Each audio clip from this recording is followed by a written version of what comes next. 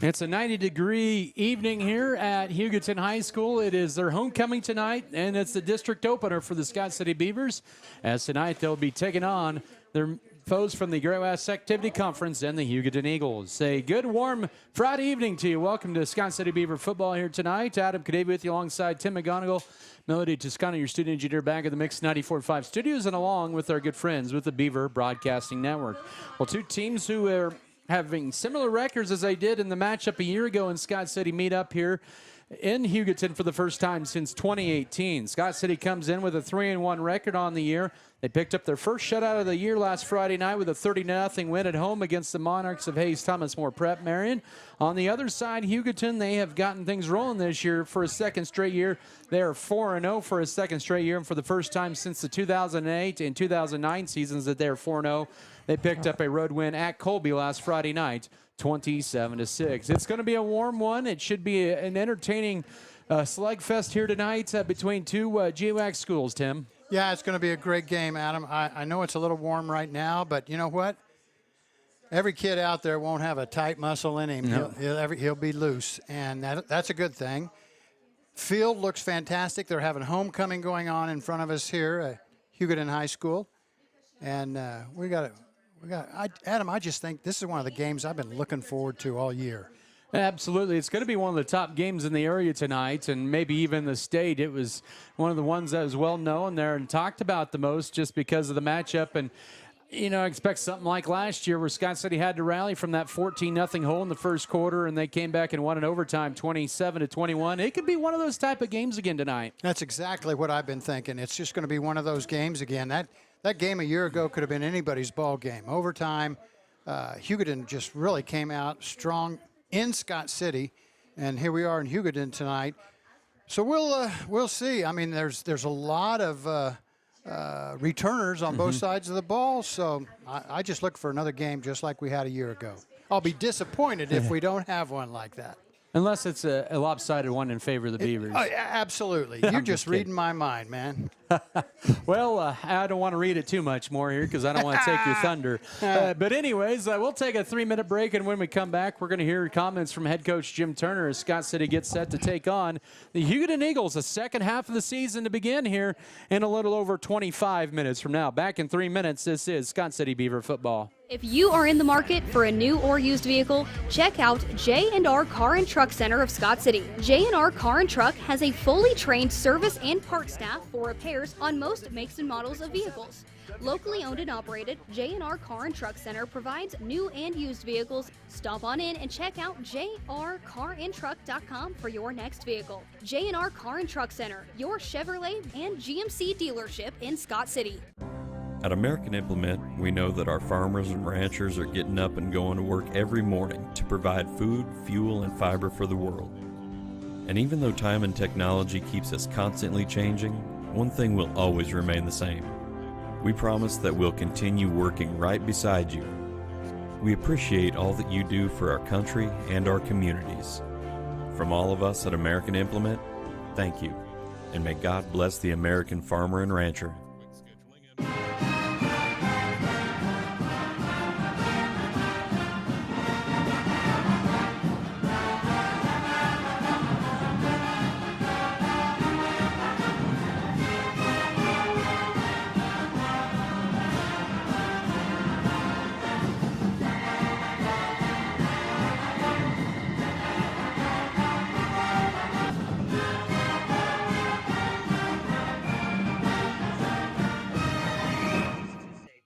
The dedicated team at Norder Supply is passionate about assisting our customers in achieving maximum net return per acre. That is how we define our success.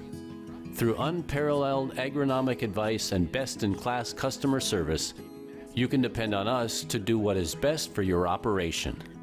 Ask them today about their spot-on service and how it can fill your needs.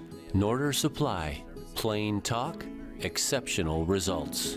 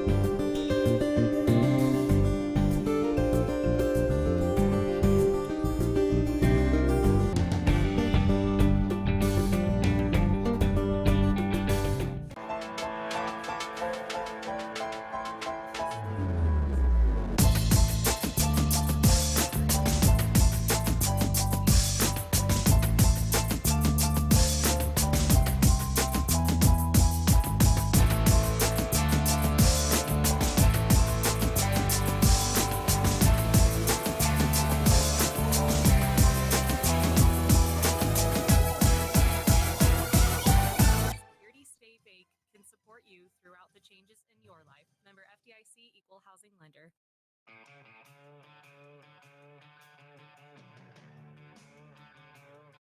Welcome back here to Hugoton. Adam Cadavy with you on Mix 94.5. Your pregame interview is brought to you by Farm Bureau Financial Services with Hugoton in Scott City and Leota. I'm joined here with Coach Jim Turner here in the pregame, and thanks again for joining me here this evening, Coach. It was a good win for you guys against a pretty good TMP Marion team last Friday night, a 30-0 win at home, and it was a game where you scored 14 in the second and 16 in the fourth for the victory and kind of wore down the Monarchs as you went along throughout the game, but overall, looking back at last week, what was your kind of analysis of that performance against the Monarchs? Well, pretty pleased overall with, defense played pretty well, but we saw some good strides on offense too. We didn't put up the kind of points we felt like we should have once again, but saw some improvements in some things from some people in certain positions, and that's what you're going to make us better in the long run, so that's what we're after.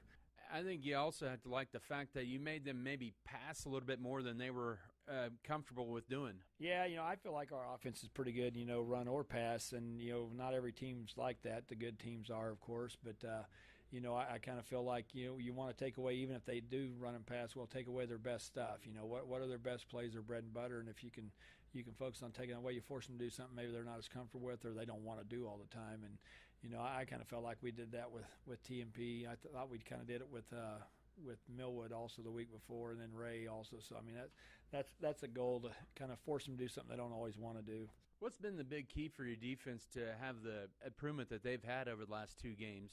Well, I think they're starting to function pretty well as a team, understanding their role and their assignment and doing that. And that's always a big difference, when you get people to buy in. Everything on defense isn't glamorous. Defensive tackles don't get a whole lot of spotlight, and they're the ones that kind of make it go.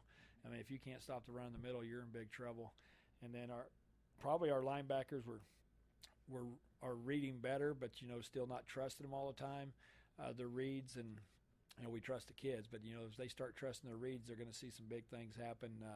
We've floated some people around from the start of the season, so it's a kind of a process, but I feel pretty good about how well they're listening and being coached and how well they're taking it upon themselves in game situations to take care of their responsibility. Offensively, you were kind of able to finish some drives there, and the penalties didn't hurt you as much, though, but what do you feel like that you need to continue to do as you go to the second half of the season on improving on offense? Well, penalties always bother you, but we get some pretty big ones every once in a while still that really kind of cost us or back us up, and but probably overall, you're not going to break every play huge. We just got to be consistent, and the negative plays have to stop, offensively, and we need to put drives together where we're gaining yards on every play. Whether it's 1 or 2 yards or pop a big one open, it's those negative 2-yard runs or, getting sacked, and, those things will happen sometimes. You just don't like it at all. Coach Jim Turner joining me pregame here tonight. Scott City faces Hugoton. They come in 4-0, second straight game. This is their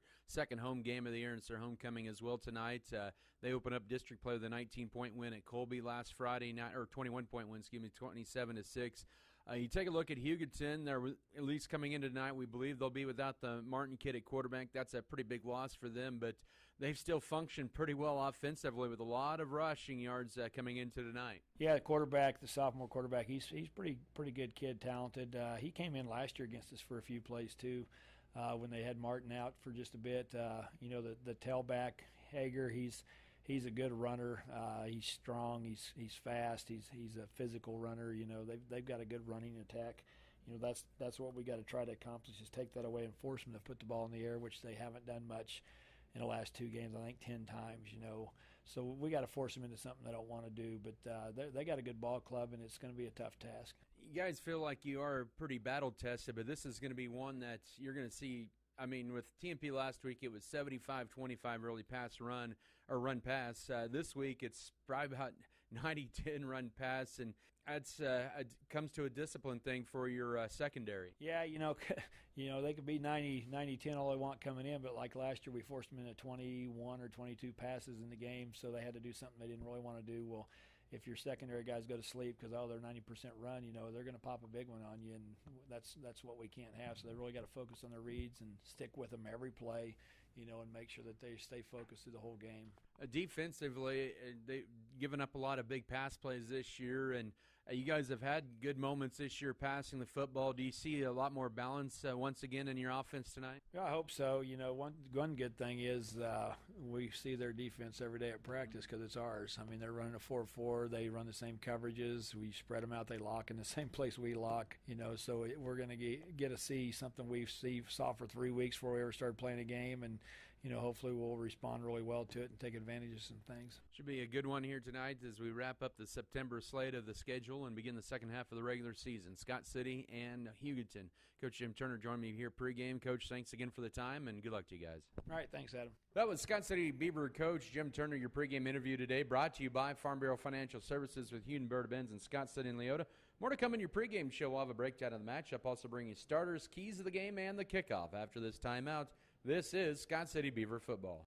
Scott City Eye Center has been a leading provider of optometry services let's and go, vision care 3 products minutes for in the now, Scott City 3 minutes. community since 1999. Our experienced eye doctors offer comprehensive vision examinations that our Scott City Optometry office specializes in the diagnosis and treatment of a wide array of eye diseases, conditions, and problems. We use advanced diagnostic technology, and we are committed to improving the quality of life. Give yourself the gift of clear vision by scheduling an appointment with Dr. Joshua Gooden, OD, today.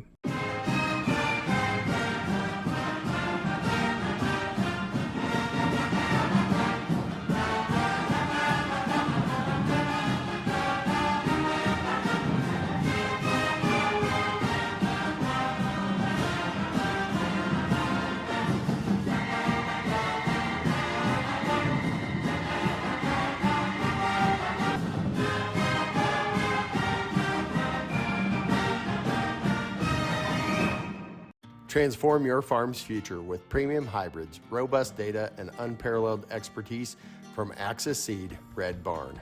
We partner with you to customize a plan featuring industry-leading seed that matches your unique soil and growing conditions, helping you to farm differently and making your operation more profitable. Contact us at www.redbarn.ag to gain access to premium seed proven to outperform. And go Beavers!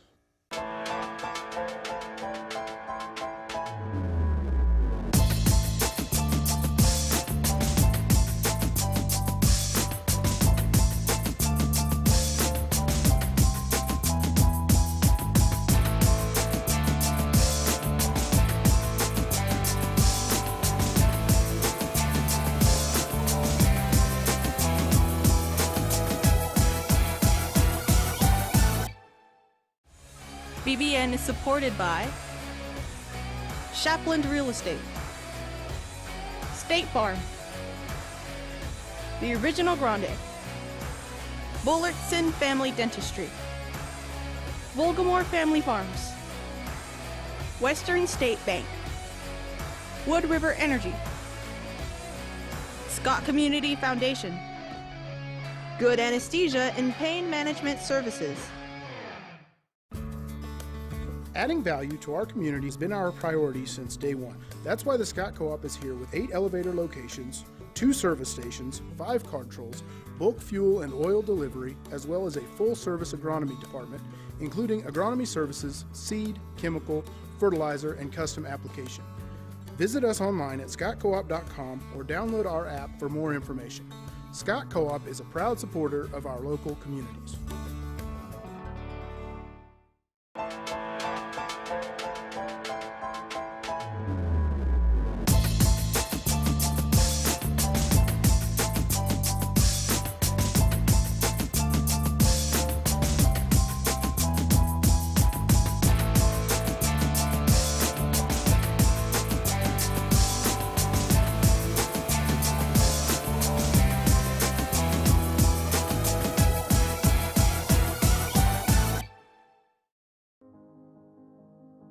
They said this place was too isolated to call home. They said it was too remote to build a community. And then one day, a farmer strung a copper wire from one fence post to another and changed everything. We didn't build the communities of Southwest Kansas. No, we just brought them together.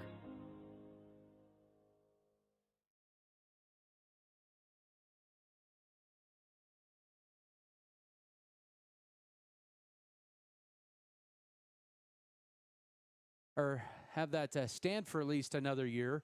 But tonight should be a good battle here on the road. Let's break down this matchup a little bit. Scott City did a lot of good things last week in their win over TMP Marion. I know it was a slow start, and I know coaches addressed that a little bit this week. It wasn't their ideal what they want to see for a fast start, but it was a good finish overall for the Beavers, and I felt like it as the game kind of went along here. Scott City really did a good job of wearing down TMP Marion. Well, this is off the line, but TMP going to 1A next year, it just blows me away, Adam. And it just made me wonder, if they were playing a bunch of underclassmen too last week. Yeah, they played a lot of freshmen and sophomores on the varsity level, and senior quarterback, senior halfback, a freshman tailback. I mean, it's just kind of one of those deals where they had to. But they were big up front last week with the Monarchs, and, changes things up a little bit for Scott City, and facing 260 and 280 in the trenches on both sides. But they did a good job of kind of containing them and getting TMP out of their comfort zone and making them pass a little bit more than they've accustomed to all year.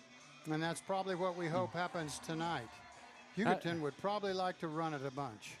Absolutely, yeah. That's the thing with Hugoton. They run at the ball about 90% of the time. We'll get to them here in a little bit. But, yeah, Scott City's defense holding opponent to 81 yards of offense, season low for an opponent, and 47 rush, 34 pass. And, of course, they got the first goose egg of the season. And, holding opponents scoreless 7 of the last 8 quarters, that's pretty good. That is pretty good, Adam. Well, we've said all along, Scott City historically every year is very good defensively. Jim Turner's been the defensive coordinator for, even when he was an assistant, he was the defensive coordinator. Played linebacker in college, so, he's I think our defense is every year just outstanding. We got kids that love to hit, and they don't want the other team to score. Yeah, you're absolutely right there. And, it's been one of those where it's been pretty good along the way here for Scott City with, of course, last week rushing. It was by committee. Colin McDaniel, 9 carries, 67 yards and a touchdown. Camden Volgamore, 2 rushing touchdowns. He hadn't had that before and all year on the ground. And Avery Knoll had a touch and rush as well. But it was pretty good balance all across the board on the ground game that had 166 yards of offense. Well, I'm trying to decide if this is going to be a wild offensive scoring thing, or are we going to have a low-scoring thing. I just don't know I don't know how to put this one together, Adam. I just have a feeling both teams are going to want to run the ball a lot, and the game may go a little quicker than what we're used to. Absolutely. Let's get to Hugoton's side. They're coached by Jay Witt, his 3rd season. He's an old Texas coach. Had a lot of success in his run there for 40-some years. And he's been in Hugoton for quite a few years already. I believe 7 years he sat on staff here, and he was an assistant starting off with Coach Fulton down here. But, well, we don't know yet if we'll see Isaac Martin or not, but all indications point he has been out the last 2.5 games. All indications point that he's going to be the one that's going to be quarterback tonight. And he dislocated his non-throwing elbow in week 2 in a win at Ulysses in the first half. Had not played since then. It was Miguel Hernandez who took the quarterback snaps for the last 2.5 quarters, or 2.5 games, I should say, for the Eagles, but he's done a pretty good job. But Griffin Hager, 882 rushing yards. He's averaging 25 yards a game on the ground, carrying the football, or 25 carries per game, I should say. But he's going to have a big load again tonight. Wow, 800 yards. We've played 4 games. That's over 200 yards a game, and 25 times a game. Carries the ball 25 times a game. Yeah. Wow. Well, we just have figured out their game plan. Absolutely. He'll be in that tailback spot there. They run the pistol flex bone, similar formation what Scott City runs, just different variations out of it. They don't pass it a whole lot. In fact, Martin's thrown it maybe 7 times all year. Hernandez has thrown it 3 times. So just a handful of times, or actually Martin's thrown it 8 times this year. Hernandez has only thrown it 3 times. So 11 times this year, Hugoton has thrown the football. And Scott City would love to do it for a second straight game, get their opponent out of the comfort zone. Well, that's not even 3 times a game. So, Adam, that's I'm just going to make a prediction. I think they'll throw the ball more than that tonight. I think our defense is going to stuff them at the line of scrimmage. Oh, they're going to be successful. You got a guy who's carrying it 25 times and gets 200 yards a game. Let's say he cuts it in half. That's still a pretty good game, 100 yards. Yes. And but, you know, my guess is they'll need to throw. And I feel very good about our defensive backs. Maybe we'll have an interception or two tonight. That'd be all right. The Scott City could use those. They've really struggled in forcing turnovers this year, but defensively, Hugoton will run similar concept as what Scott City does, a 44 look on defense.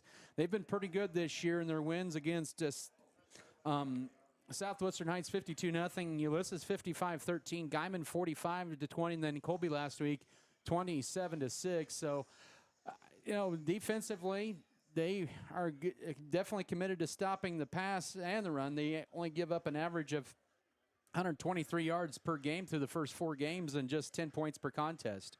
Well, that's why I keep wondering if this won't be one of those 7-6 ball games, and the special teams will decide who wins. Both sides have really good field goal kickers. We know Hugoton's field goal kicker is outstanding, and Scott City has a good field goal. Maybe it'll come down to something like that.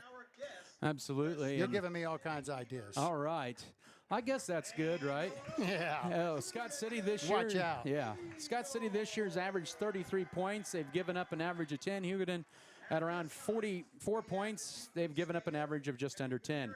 We'll take about a 2-minute break. We'll bring you starters, keys of the game, and the kickoff. Once again, back in 2 minutes. This is Beaver Football. Sports have this amazing way of making a positive impact in our community, whether it's helping children, boosting local economies, or creating role models. That's our goal at American Implement, too. We believe in being a part of the communities we serve by just being a good neighbor. Thanks for being ours. BBN is brought to you by American Implement, All-in-One Wash, B&H Paving, Fairley Company, Faroe Heating and Cooling, First National Bank, Great Western Tire, Harris Chiropractic,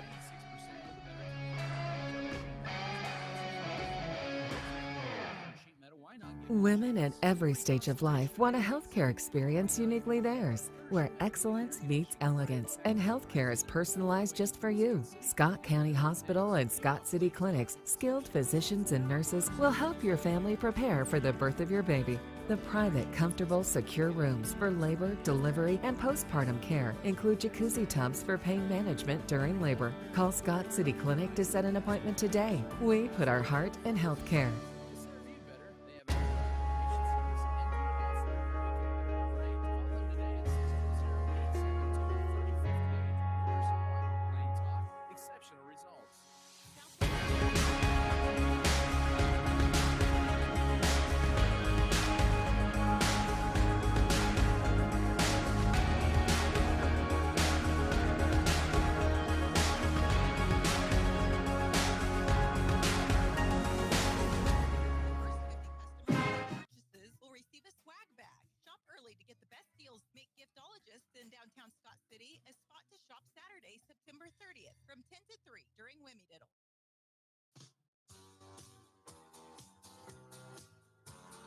Starters tonight, once again, presented by Security State Bank in Scott City and Leota. Free bill pay and online banking, safe, secure, and easy to use. Member FDIC, equal housing lender. Let's get to your starters here. First for the Scott City Beavers, Jim Turner's 8th season, 3rd all-time in wins by a head coach in Scott City football history at 57 wins. Camden Volgamore, the junior quarterback, 575 passing yards, 7 TDs, 5 picks this year. 2 rushing touchdowns as well. Colin McDaniel, the leading halfback rushing this year. He is 175-pound senior, 406 rushing yards, 233 receiving yards, a combined 8 touchdowns. Avery Knoll, the other halfback position, the 185-pound senior, 2 touchdowns this year. At tailback is Tracer Chapman. He's a 185-pound senior, has 2 total touchdowns on the season. At wide receiver, it's Alex Tringa, the 150-pound junior, 8 receptions on the year. Jackson Rumford with 2 receiving touchdowns this year, all against Ray. He is a 220-pound junior. Brevin Volgamore, the senior, the 195-pound junior, sophomore and junior at left and right guard. Emilio Contreras and Oscar Mendez. They're right around the 190 to 200-pound range. Tanner Gooden, the 235-pound senior left tackle. Braden Bruner, the 250-pound senior right tackle. For the Hugoton defense, they don't provide heights and weights, but they do provide grades. It'll be Joseph Hernandez and Weston Johnson. I thought you meant 4.0, Yeah. 3.0. Yeah, those grades. No, honor students. Well, they are eligible. Okay. Joseph Hernandez and Weston Johnson, their senior interior lineman. Johnson wears the number 2. He's a smaller but shiftier defensive tackle. Grant Nihue, Sebastian Gonzalez are the defensive ends. Robert Williams is a junior at linebacker. Blake Miller, a senior. A pair of sophomores we believe will be on the outside backer spot. Hunter Garza and Miguel Hernandez. Deshaun Lewis back in the lineup last week, missed last week's game. He's a senior corner, along with Edel Moreno, a senior corner. Griffin Hager, a senior free safety for the Hugoton Eagle defense. The captain's out on the field for the opening coin toss. Let's go over to Tim McGonigal for Keys of the Game, presented by State Farm agent Michael Trout, where we can go over the proven winner. Well, some of my keys to the game were questions. You know, every year Hugoton seems to get a little better in football. I think they're a little better this year, too. Are they healthy? Will the quarterback, Isaac Martin, play? I think we answered that. He was all over in pregame warm-up. And I think this is going to be a close game, which means turnovers and special teams is what I'm going to pick, are going to decide who wins this game, who's going to hang on to the ball as though it's your best friend and you don't let it go. And we hope that Hugoton is a great guest and lets it go a few times for us. But I really think special teams, punting, field goal kicking, extra points, I think that's going to be the decision of the game. I think that's the key to the whole game tonight.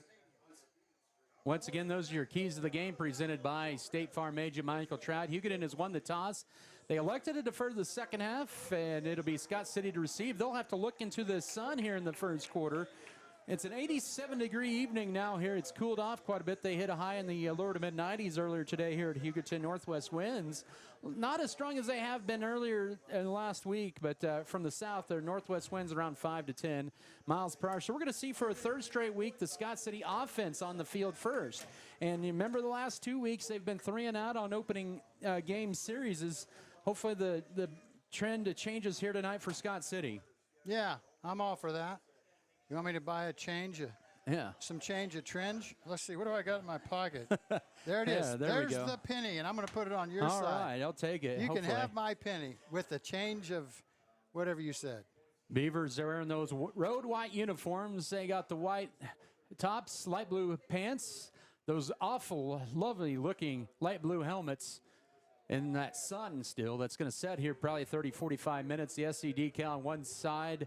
On the right side, the jersey number on the left, the light blue numbers and letters with the dark trim. Hugoton, they will be in their home blue uniform tops. They've got white numbers, red pants with a blue stripe on the side, the red helmets, and that Power Eagle on the side of the helmets. It's not going to be their main kicker, Christian Nieto, who's kicking off tonight. It's actually going to be Alan Ornelas, a sophomore.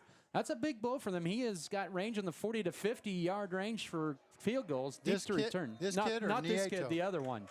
And deep to return is Colin McDaniel and Alex Trango. It's an end-over kick, and it's being taken at the 11-yard line. Here's McDaniel up the middle, 15, 20, 25, and will take an eagle across the 30 to around the 34-yard line, where the kicker, Alan Ornelas, tackles him right there, and good spot to set up shop for the Beavers.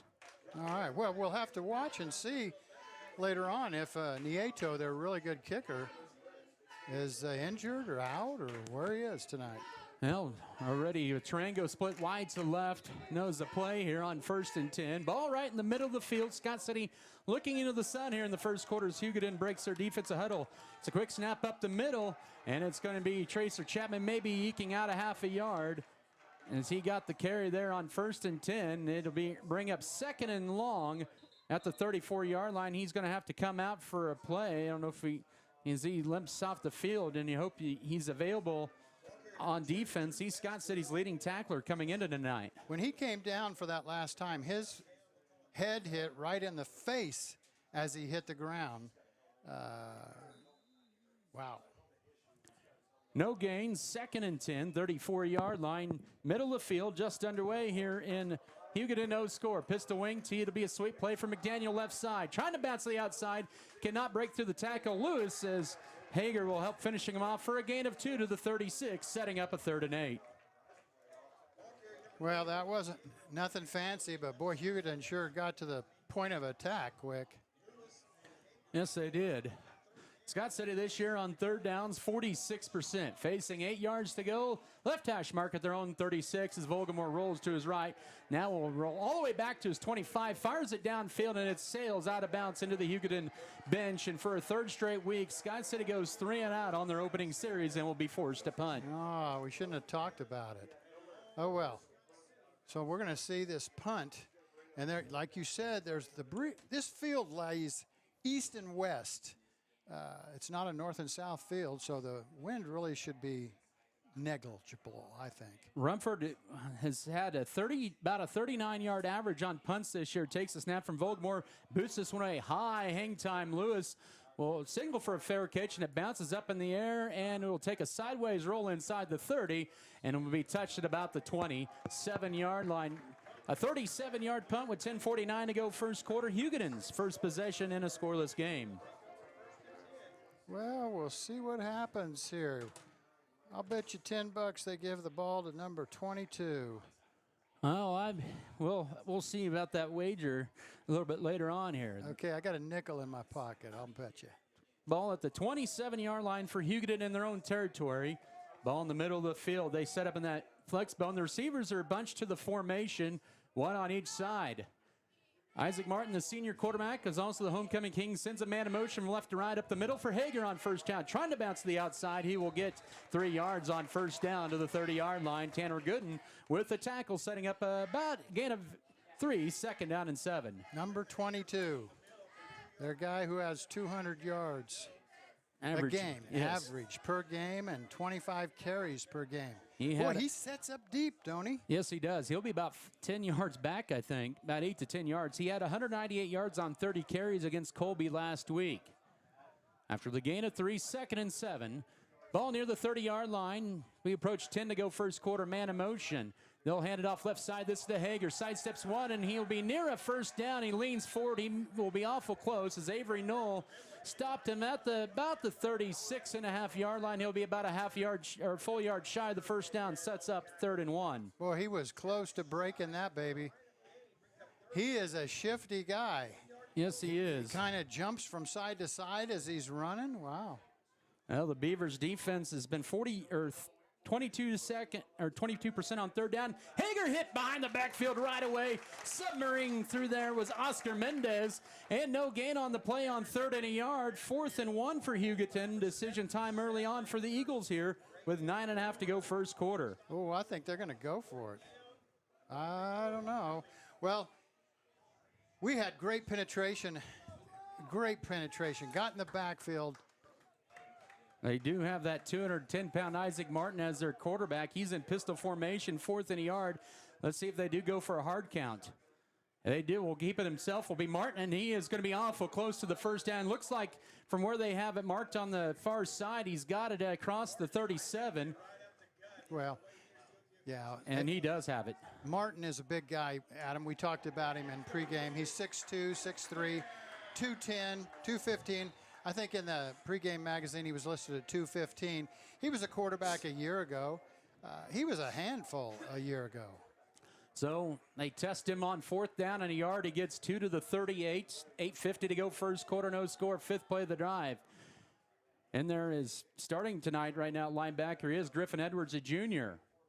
Man in motion from right to left would be an option play. Keeper left side. Martin will pitch it late. And dropping him is the pitch man, Hunter Garza, for a loss. Over on the far side is Camden Volgamore. They'll mark it for no gain officially. That was a true triple option. They went to the left side, the north side of the field. They faked it to the fullback. Martin pulls it out. The fullback got tackled. Quarterback was about to get tackled. He flips it to the deep back. And Scott City did a great job on that play. 2nd and about 10.5. Ball on their own 38-yard line, no score. They'll toss it right side to Hager. He will get back to the line of scrimmage. Scott City did a good job of collapsing that down. Tanner Gooden, that was a lot of credit to Case Armendariz and Alex Tarango collapsing that down for no gain, setting up 3rd and long. Well, that's their toss sweep play that they run out of that double wing. And Scott City has got really nice team speed. Man, we had 5 guys right there waiting for him to come to the line of scrimmage and hit him? And actually, he lost a yard on that, or half a yard. 3rd down and 11. 7.5 to go first quarter. Shotgun setup with 2 receivers set, a man in motion left. Martin back to pass, looking left down the seam, floats this ball up for grabs, and it's going to be incomplete, and there's a flag. Interference is going to be called on Scott City, and it'll be a 1st and 10 with the yardage there. And man, that ball floated up in the air, and a tough break for the Beavers. Well, you know, in pregame warm-up, I watched Martin, the quarterback of Hugoton, throw the ball a couple of times, and he was a little short on that. And that one there, his dislocated arm is the left arm. He throws with the right arm, but the ball was underthrown, and because it was underthrown, his receiver had to come back, and the defensive back was just standing there pretty much, but that you can't. He didn't allow the offensive receiver to come back. Now in high school football, you go back to the line of scrimmage and you mark off 15 yards. It's not like the pros where they get it where the pass interference occurred.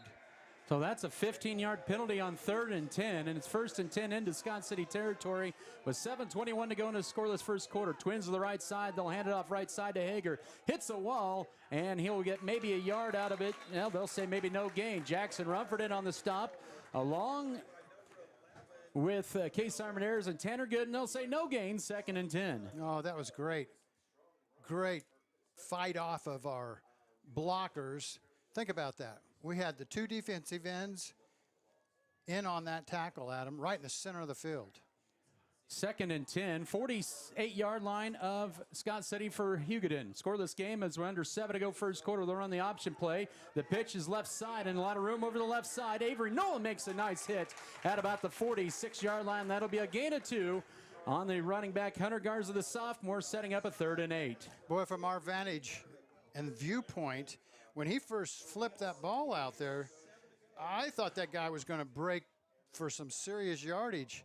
But here comes Avery Noel out of that free safety position and just shut it down. Think about that. Avery is 10 yards, 11 yards from the line of scrimmage, and that was a great defensive play. 3rd and 8, or 7.5 with 6:10 to go, right at the midway point of the first quarter. Guards in motion. They'll drop back to pass. All kinds of time now under duress is going to be Martin, and he's going to be, he eludes one. He eludes Armendaris, looks downfield, steps up, throws it down the field, and it is going to be caught for a 1st down inside the 20. Wow. Oh, my goodness. It's caught on a jump ball by Ido Marino, his 3rd catch of the year. That shows you how big and strong Martin is at 6'2", 6'3", 215. He just got out of that tackle. That Beaver should have had him on the ground. That would have been a 15-yard loss. Instead, this is almost like a 50-yard play, a difference in where it should have tackled and where the ball ended up. Oh, it's into the red zone for the first time on the opening drive for the Eagles. They've run nearly 5 minutes of this first quarter. Back to pass is Martin. He rolls to his right. Sails it too high for the intended receiver, Hunter Garza. And covered, supplied there by Colin McDaniel. 2nd and 10 as the clock stops at 5:27. Well, Martin was still breathing hard, I guess, from the big run over here trying to escape the Beavers. That ball wasn't even close. He had a wide open receiver in the flat. He didn't even come close to completing that. So his heart's beating big time, and emotion.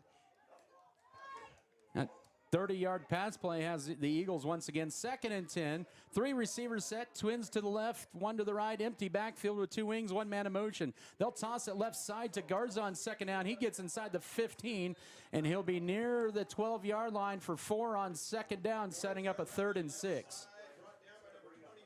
Give him 5. The way Martin spins on that when he does that sweep play, you'd think that what's going to come soon will be the fake pitch sweep play, and it'll be Martin coming around this other end by himself. This is a 6-minute drive, the 11th play of the drive for the Eagles. No score here. They're at the 11-yard line, 3rd down and 5. Here's an option play right side. It's going to be Martin keeping it. He's going to be swallowed up by Jackson Rumford for no gain at the 11, setting up a big 4th and 5 here in this first quarter opening drive. Well, are we going to go? Are they calling timeout? Are we going to kick a field goal? What are we doing? Coach is on the field. It's the assistant coach. The head coach is up on the top of the press box. They are going to maybe kick the field goal, looks like. The tee is in the hand. Or nope. We'll see here. No, it's his mouthpiece, excuse me. I had to get the binoculars out. 4th and 5. They will go for it here. 4:10 to go first quarter. Ball at the 10-yard line. They're running out of time. Are the Eagles? We'll take a 30-second break. 4:07 to go. 12th play of the drive coming up here. Scoreless. Back in 30 seconds. This is Beaver football.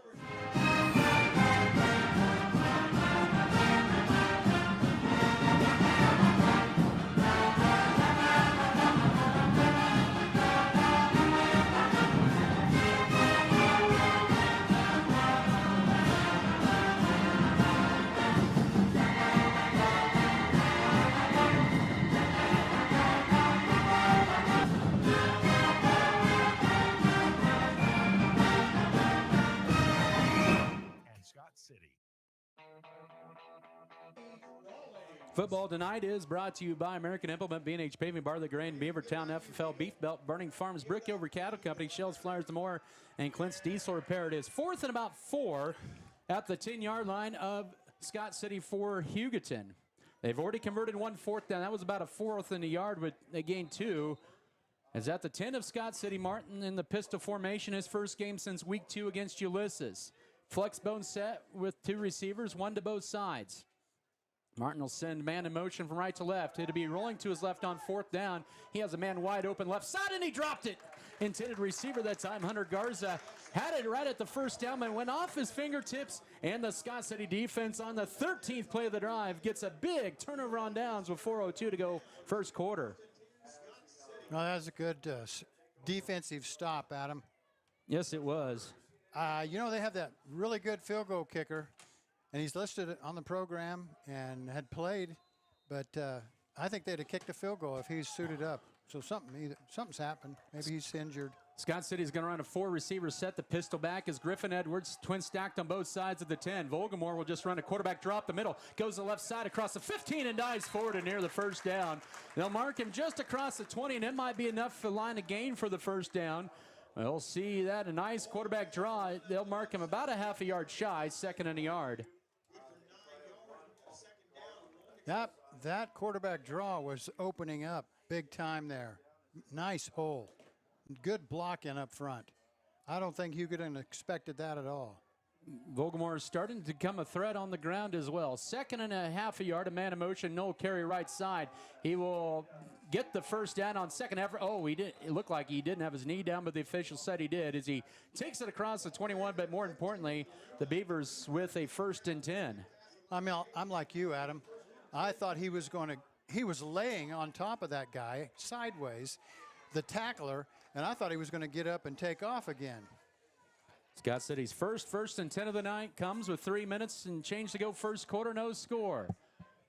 Tarango splits to left, tight end right side, pistol wing T. Here's a Griffin correction. That's Pierce Vallejo. He'll get about 3, and the ball came out, but I think they ruled him down. They did rule him down first at the 25-yard line. Leading the charge for Hugoton that time was the junior Grant Nyhughes, but a gain of 3 for Vallejo sets up a 2nd and 7. Wow. We're lucky they called him down. Did you think he was down? Well, it was a quick whistle. That's all I'll say. Okay. 2nd and 7, 25-yard line, and they'll run a sweep play left side of McDaniel. He'll try to bounce it, and he'll get it to the 30. A nice 5-yard gain on 2nd down. He's brought down by Isaac Martin, who's ended up playing both sides. Sets up at about 3rd and 2. All right. Scott City was unable to convert their first 3rd down of the game. We're down to the 2-minute mark and a fast-moving first quarter, no score. Scott City, can they convert this 3rd down? They'll run an option quarterback sweeper, right side. Here's Volgamore. He's got the first down as he's upended at the 33-yard line by Blake Miller. He needed 2, and he got enough for the first down with a gain of 3. That's a good start. Good start to this offensive series. All right, we've got that monkey off our back. We've got a 1st and 10. Now we just need to keep on coming down the field. We've got minute 50. I told you this game would go fast. Man, it is a fast-moving first score. They actually gave him 4 to the 34. Fresh set of downs for the Beavers. Rumford split to the left. It'll be an option play. Volgamore will keep it himself, and that was a wise decision. Nyhu's correction on the stop. Sebastian Gonzalez, the defensive end, makes a stop for a gain of 2 at the 36-yard line. Nice play.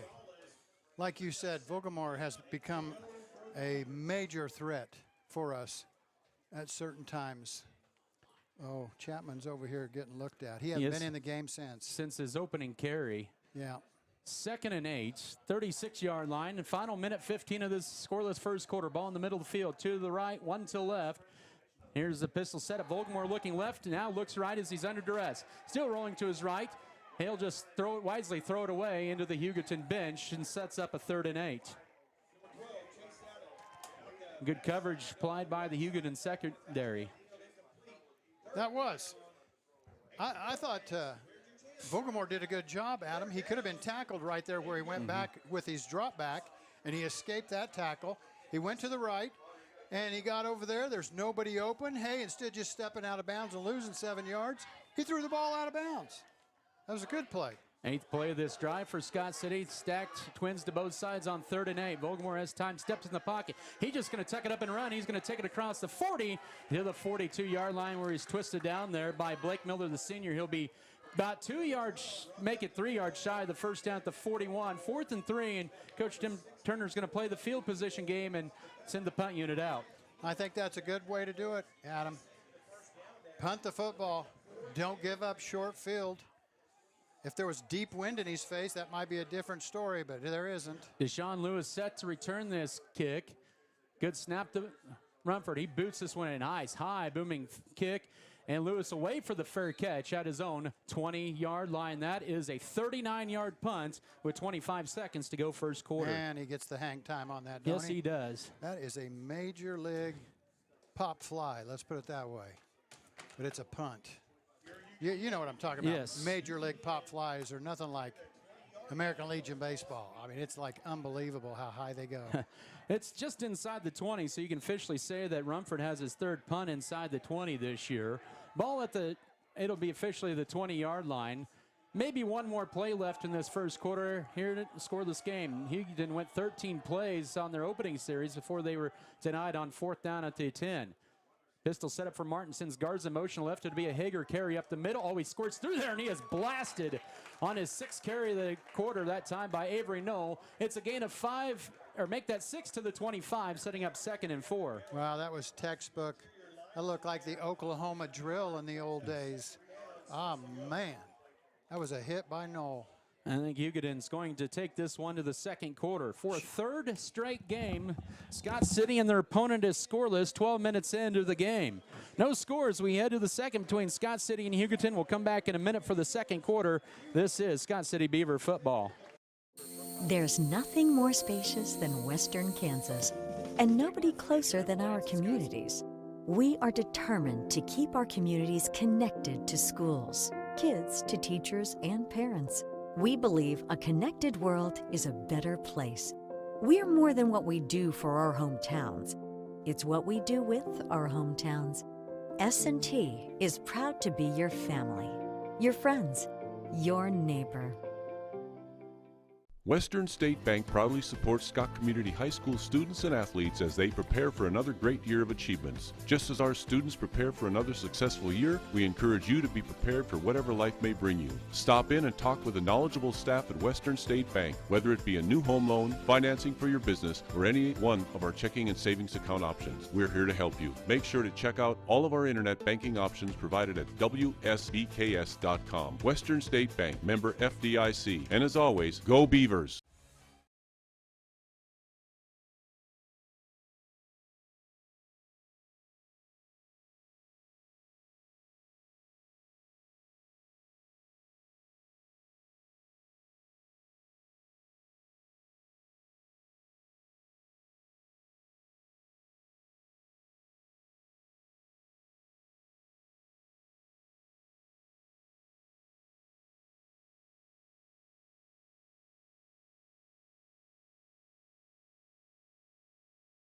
Blowing up immediately, and what a game for Tanner Gooden as Hager loses about 3 yards on 2nd down. Wow.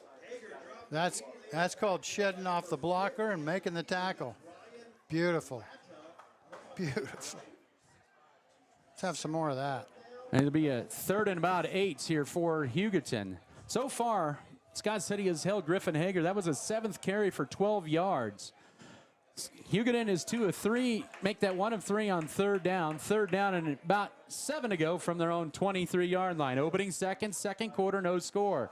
2 receivers to left, a man in motion. That halfback play fake, now under duress, rolling, and Martin going to his left, fires it, pass is going to be almost intercepted right off the fingertips of Colin McDaniel, who was in front of the intended receiver, Idol Marino, at about the 26-yard line. So a big 3 and outs for the Scott City defense. How many times has Hugoton thrown the ball? 4 times. Okay, they've only been averaging 3 a game. Yeah. We have already made them do what they don't want to do. 1 of 4 passing for Isaac Martin. He had that 30-yard bomb.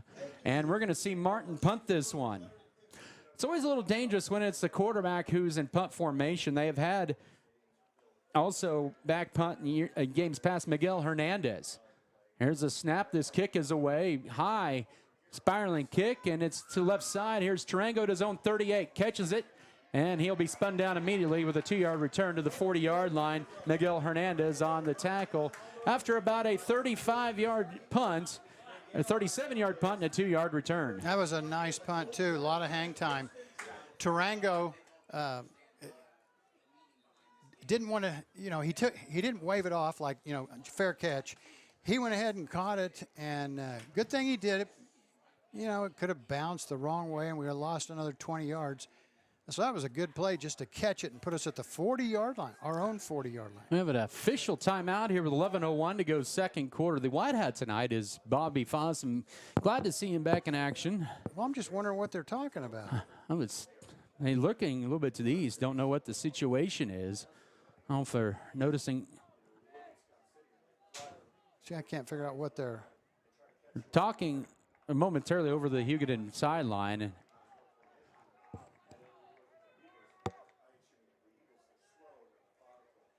And now he's talking kind of the Scott City huddle. But a good first quarter here. Now we're back to action. The only thing I can think is their quarterback was on the sideline. I don't think he was off the field yet, and he took his helmet off. First down carry up the middle. Here's Griffin Edwards. He gets upended for 4. A nice run for him. He was tackled by Blake Miller. A gain of 4 to the 44, right up the gut. Sets up 2nd and 6. And Adam, that's the only thing I can think. Maybe. Yes. Maybe. Colby and Holcomb are tied at 7 after the first quarter. That game played in Holcomb. Colby and Holcomb. Yep. Okay. 2nd and 6 here for the Beavers. Ball at their own 44 as they move to the east here in the second quarter. Quarterback sweep. Here's Camden Vogelmore, cuts it up 50. He's got the first down, and Scott City enters into the Hugoton side of the 50 for the first time tonight with the gain to the 47-yard line and a gain of 9. Wow, that was a good play. We had all kinds of people in front of Vogelmore. That was kind of quarterback sweep to the right, and a lot of blockers, and then he picked his way through there. The 47-yard line, a 9-yard gain, 5 carries, 29 yards for Vogelmore. On first down and 10, he's back to pass. Now we'll roll to his left. He's under duress as he rolls out of the pocket. He's just going to step up, and he's going to throw it. Why does he throw away? He gets hit out of bounds after he lets it. Not enough, I guess, for the official liking for a roughing, but it's 2nd and 10. Yeah, we're a long way away, and it's hard to see. A lot of times I think guys are out of bounds, and they're still running upfield. But so it's very difficult for us to tell, but he did hang on to that ball till the very last second. Yes, he did. He probably deserved to get hit. 2nd and 10. 10-17 here in half number 1, no score. Brooks Bailey will be split wide to left. Pistol wing T, tight end left is Rumford. It'll be a sweep play for Colin McDaniel on second down. Squirts through the secondary. 45, 40, 35, 30. Off to the races. 20, 15, 10, 5. Touchdown Scott City. Left side, Colin McDaniel. 47 yards for his 5th rushing touchdown of the year. And Scott City leads it first, 6-0. Well, as Colin McDaniel was running away down the field, I came right back to the line of scrimmage. And within 5-7 yards of line of scrimmage, there were 4 Eagles laying on their backs. What great blocking must have happened right there. There's going to be a bunch of pancake stickers for that. Jackson Rumford will get the extra point nod out of the hole to McDaniel, who needs to catch his breath and will put the ball on the tee. Rumford with 1 extra point kick on the year last week. Kick is on the way, and it's wobbly, but it is true. 7-0 Scott City. 10:08 to go, second quarter. The Beavers to kick off in 30 seconds. This is Scott City football. BBN is brought to you by HRC Feed Yards, J&R, Next Tech Wireless, Red Barn Enterprises, S&T Communications, Scott County Hospital, Scott Co-op, Security State Bank, Turner Sheet Metal,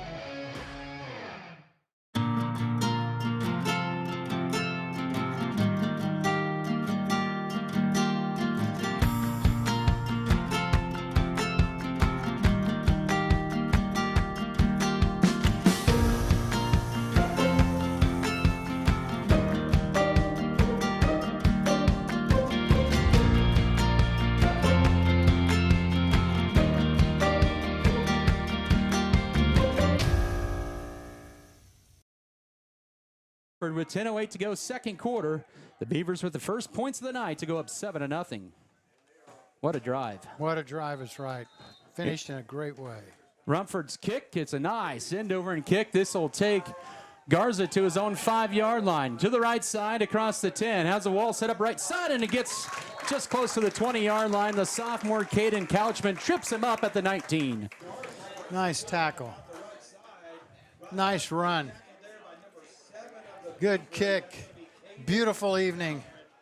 Hey, you've been getting up about 5:30 to look at that full moon? No, I just look at it at night. Or midnight, I guess, or whenever. That's been gorgeous, too. First and 10 for Hugoton. The ball is at their own 19 right hash mark. It's a 7-0 Scott City advantage. 10:03 to go first half. Pistol set up. Flex bone with the receiver to the left. It'll be a keeper for Martin, go right side, and he's going to be swallowed up immediately. And maybe a gain of a couple of the 21 on first down. You had Baylor Vasquez in there, also Braden Bruner, setting up a 2nd down and 8. Big crowd of people here tonight, too. Absolutely. Both sides. All right, 2nd and 8. Good start for this Beaver offensive.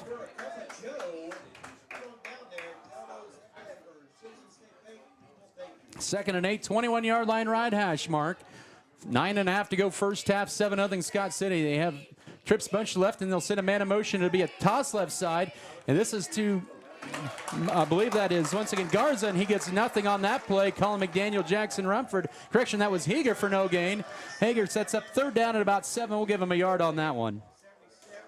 Wow, great defense. Getting to the point of attack, closing it down quickly. Toss sweep. You know, really, their offense is very basic. Yeah. I have not seen anything, that would fool you. It's just sweep left, right, come up the middle. Quarterback keep. Hugoton 1 of 4 on 3rd downs. They have a 2-receiver set, 1 to both sides. Flexbone set, 8:38 to go first half. Shotgun here for the quarterback, Isaac Martin. He'll drop back to pass on 3rd down. Sets up, he gets hit as he throws this ball. It's going to be overthrown right at midfield.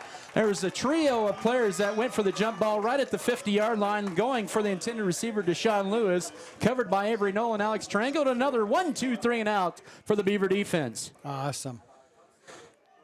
So let's say they get a 40-yard kick, be over here 35. We're going to be in great field position if we catch that ball and maybe run it back a little ways.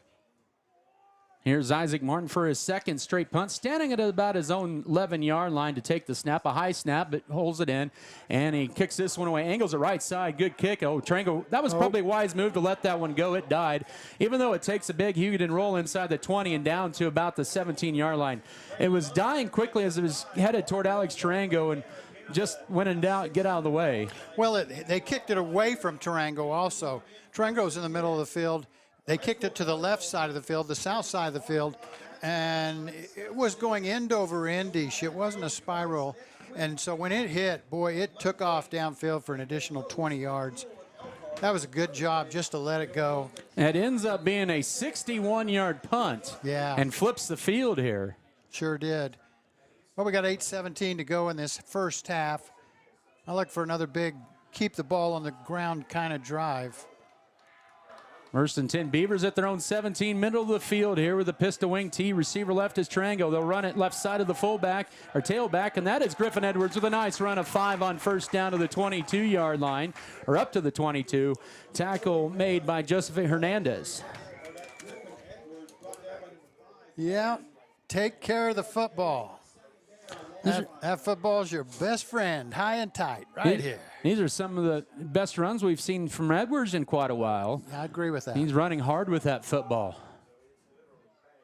After a gain of 5, 2nd and 5, they'll split Brooks Bailey to the right. Well, the Beavers, they break the huddle. The tight end Rumford to the left. Pistol wing tee from the 22-yard line. Handoff, sweep play right side. This is Avery Knoll. He may have the corner. Nope, he was going to be stopped short at about the 24, 25-yard line. That was very close to a face mask. It'll set up about a 3rd down and 2. I remember years ago we had a running back who couldn't hang on to the football, and so the coach gave him a football in practice, made him carry it all the time, drills, stretches, carry the ball all the time. And anybody could knock it out of his hand, and if they did, he had to run wind sprints, the guy who was carrying the ball. He cured that fumbling the ball thing. Scott City 1 of 3 on 3rd downs, a 3rd and 2 from their own 25. Rod hash mark, 7 minutes to go first half. Here, rolling to his left, firing and caught for the first down. For Alex Trango, it was a low throw, but he went down to get it at the 31-yard line. A gain of 6 and a 1st and 10 for the Beavers. Man, when you say low to get that ball, that ball was probably 12 inches off the turf. That was a great catch. If that. Two-handed, down low in front of him, not out where he had to dive for it. He had to go down low right in front of him, like shortstoppy. That was a big 3rd down conversion at the 31 left hash mark. They'll send a man over to the right side. It'll be twins stacked to the right side. McDaniel now will go in motion as he stumbles a little bit. Hot bubble snap, and this is going to be an option keeper for Vogelmore. He turns it upfield, and he dives forward to the 38 for 7 on first down. And Scott City really doing a good job here as of late here, gashing Hugoton on the edge. Well, Hugoton did a good job of getting in there and covering the pitch kid who's going to receive it from the quarterback on the pitch. So Vogelmore recognized that, and he just cut it upfield. And then at the end, he knew he was going to get tackled, so he just dove forward for an additional 2 or 3 yards. Second down play, left side here, and this is breaking it is McDaniel. Breaks her another tackle, has the first down into Hugoton territory. He's drugged down from behind at the 44-yard line by Blake Miller. He went left initially, got stonewalled at the line, finds himself to the right side for a Beaver 1st and 10. Yeah, when he took the handoff and he was going where the hole was supposed to be, there was no hole. There was just a big pile of people. So he just jumped to the outside and took off. Great recognition. Just didn't have his head down. He had his head up. He was looking for daylight. Most of that daylight's going to be to the outside, and that's exactly what he did. A big first down play after about a 18-yard run or 17-yard run. Here's a handoff up the middle or keeper on first down. It is actually Pierce Vallejo. He'll get to about the 41-yard line on first down for a gain of 3, setting up a 2nd and 7. Pierce Vallejo. So let's see. What is he? Is he a sophomore? Yep, he's a sophomore. Yeah, we're looking at the future. 5'10", 165. Man, you know, he's them Lance Lewis and Rick Lewis. He's got that blood in him.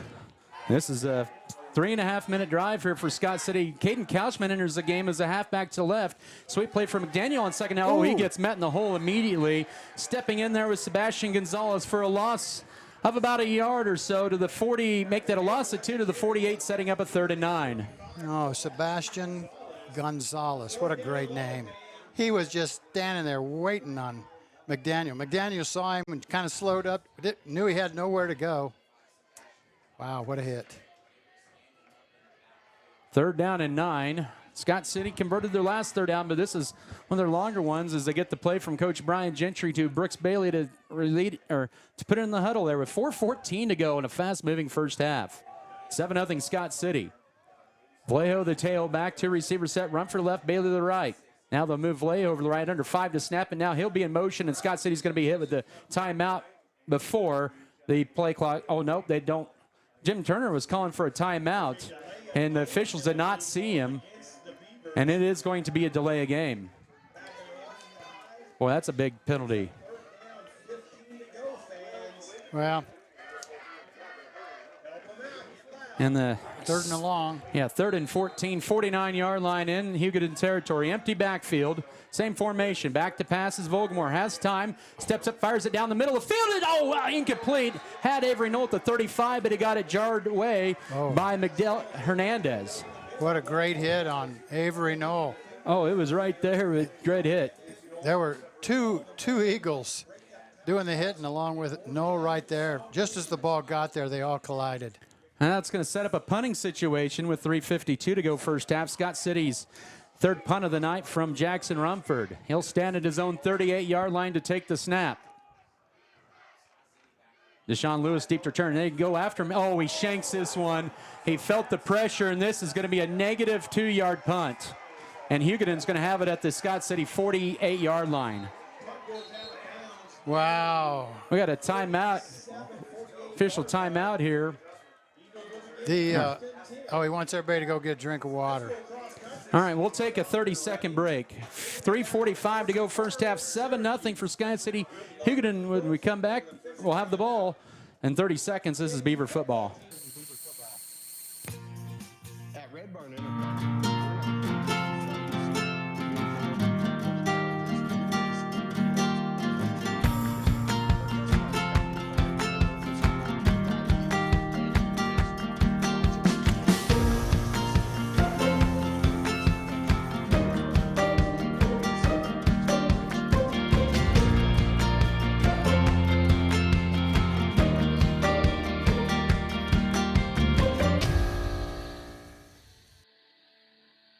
Back here at Hugoton, as we thank some sponsors making this broadcast possible: Great Western Tire, Deck Mart, High Choice Feeders, Hey Mamie Farms, HRC Feed Yard, J&R Car and Truck, January Trucking, JF Beaver Advertising, Jackson Legal Group, and Lone Tree Farms. Also, I want to thank Z Bottling. They provide water to us all season long up here in the booth. See them for the most premium purified drinking water in Western Kansas. Cheers. Cheers. So Hugoton, after a bad punt for Scott City, sets up at the 48 of the Beavers, 1st and 10. It'll be an option play. They'll pitch it right side, and then here's the Hernandez spinning around, and he'll get positive yardage to the 42 on 1st down. That's a nice play on 1st down. Everybody went to the sideline. Everybody went to the sideline. Referees were encouraging, go get a drink of water. Took 30, 45 seconds. Now we're back to play. 2nd and 3 after that 7-yard gain as we approach 3 to go first half, 7-0 Scott City. Flexbone set with a wing to the right. Pistol set up. Here in the backfield, it'll be an option play, and they'll pitch it late behind the the target, Garza, and he's going to be drilled by Brooks Bailey all the way back to the original line of scrimmage at the Beaver 48. So that cancels that 6-yard run on 1st down. Now it's setting up a 3rd and 9. Sure did. Brooks Bailey, outside linebacker. Boy, when he saw it coming, somebody's got to take the pitch guy. Somebody's got to take the fullback. Somebody has to take the quarterback on the triple option. We had that dialed up great that time. 3rd and 9, 47-yard line of Scott City for Hugoton. They are 1 of 4 on 3rd downs as we approach 2.5 to go. 2nd quarter, 7-0 Scott City. Empty backfield, twins to the right, 1 receiver to left. Ooh, there was some movement on the right side. They missed that. Pass is right side. It's going to be underthrown and picked up. Alex Trago. He dropped the ball, but he picked it back up at the 32-yard line. Martin with the interception, and Scott City +1 in the turnovers tonight. Tried to throw it out there to Hager, and after the interception, then he knocked it out of, was it Tarango? Yes. Knocked it out of his hands as he started to run. Then Tarango got on it. That was a great turn of events right there. Scott City will have it at their own 32-yard line. All 3 timeouts. 2:21 to go in the first half. Leading this one 7-0. Tarango will be split to the left where he made that pick moments ago. Edwards, tail back. They'll send McDaniel in motion. Counterplay right side. Avery Knoll turns it upfield. 40, 45, midfield. 45, and he's dragging the Hugoton Eagle inside the 40 and down to the 37-yard line. That is a gain on the play of 31 yards. That's that inside reverse, but they ran it to the right side. That's the first time I've seen him do that. That's that play I love to hate, or I love to love. When it works, it works. When it don't, it looks ugly. But, man, that one worked. And we run, like I said, we ran it to the right side. Normally it goes to the left side. Maybe there was a little I don't know. Yeah, good blocking up front. Yeah. 37-yard line of Hugoton, 1st and 10 for the Beavers. McDaniel motion. This will be Same a counter play. play. It's up the middle to Avery Knoll inside the 35. He'll be near the 30-yard line. They'll mark him officially at the 31. Sebastian Gonzalez with the stop, but not before 6 more on 1st down. Well, you know how it is, Adam, when the other team can't stop it, just keep doing it until they stop it. That's a 6-yard run, something like that. Under 90 Awesome. seconds to go first half, 7-0 Scott City on the 47-yard Colin McDaniel run in this period. 2 receivers split to the right, 1 to the left. Man in motion left to right. Here's Camden Vogelmore in a quarterback sweep. He will turn it upfield, and this time it was well defended by the free safety Griffin Hager. Drops Vogelmore for a yard loss to the 33. You make that 32-yard line, setting up a 3rd and 5 with a minute to go first half. Okay, now this next time, why don't we sneak somebody downfield behind Hagar when he sees this rollout like he's going to really run it, our quarterback, because that was that guy is 12 yards off the line of scrimmage, and we sucked him in. 2 of 5 on 3rd down. Here's Vogelmore rolling to his left. Will step up, fire it for the back, and it's caught by McDaniel inside the 10. It's going to be 1st and goal in front of Deshaun Lewis inside the 10 with 44 seconds to go first half, and Scott City will burn their first time out. Let's come back in 30 seconds. This is Beaver football. If you are in the market for a new or used vehicle, check out J&R Car and Truck Center of Scott City. J&R Car and Truck has a fully trained service and parts staff for repairs on most makes and models of vehicles. Locally owned and operated, J&R Car and Truck Center provides new and used vehicles. Stop on in and check out jrcarandtruck.com for your next vehicle. J&R Car and Truck Center, your Chevrolet and GMC dealership in Scott City.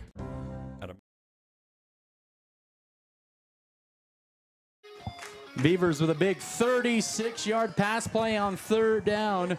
And they have it 1st and goal, the 6 with 44 seconds to go first half, trying to add some points onto the board. They lead it right now 7-0. But Scott City into the Lewis Automotive red zone for the first time this year. This year the Beavers are 12 of 16 in the red zone, trying to make it 13 of 17. They have it at the Eagles 6-yard line, 1st and goal. With 44 seconds to go first half. An exceptional catch by McDaniel. Double tight end set. This is a keeper by Vogelmore. Turns it upfield inside the 5. Dives forward. Did he get in? No, he's going to be about 2 yards shy. And Scott City will burn their second timeout with 34.5 seconds to go before halftime. We'll take another 30-second timeout. This is Beaver football. At American Implement, we know that our farmers and ranchers are getting up and going to work every morning to provide food, fuel, and fiber for the world. And even though time and technology keeps us constantly changing, one thing will always remain the same.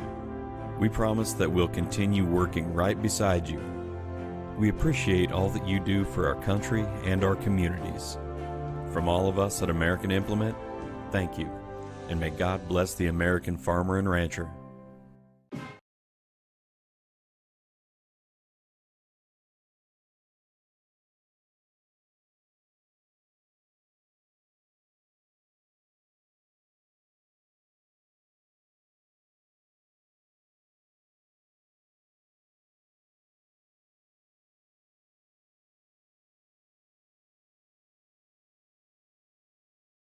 The 2-yard line after the 4-yard run. Scott City down to 1 timeout and 34.5 seconds on the clock, leading 7-0. This will be a huge score here right before break. They break the huddle, the tight end the right side, pistol wing T. It's a handoff to McDaniel. He's in easily, standing up. Touchdown, Scott City. 2 yards off the left side by McDaniel. And the Beavers extend their lead to 13-0 with 31.5 seconds to go first half. Unbalanced line to the right for the Beavers, and they ran McDaniels to the left, where you just have a tight end and a tackle. And there were only 2 guys there. And so they just both blocked him out. He walked into the end zone. A minute 50 off the clock and 6 plays and 78 yards, and the Beavers are trying to tack on their 14th point, and the kick is good from Jackson Rumford. 14-0 Scott City with the lead. 31.5 seconds to go before recess. We'll come back in 30 seconds for the kickoff. This is Scott City football.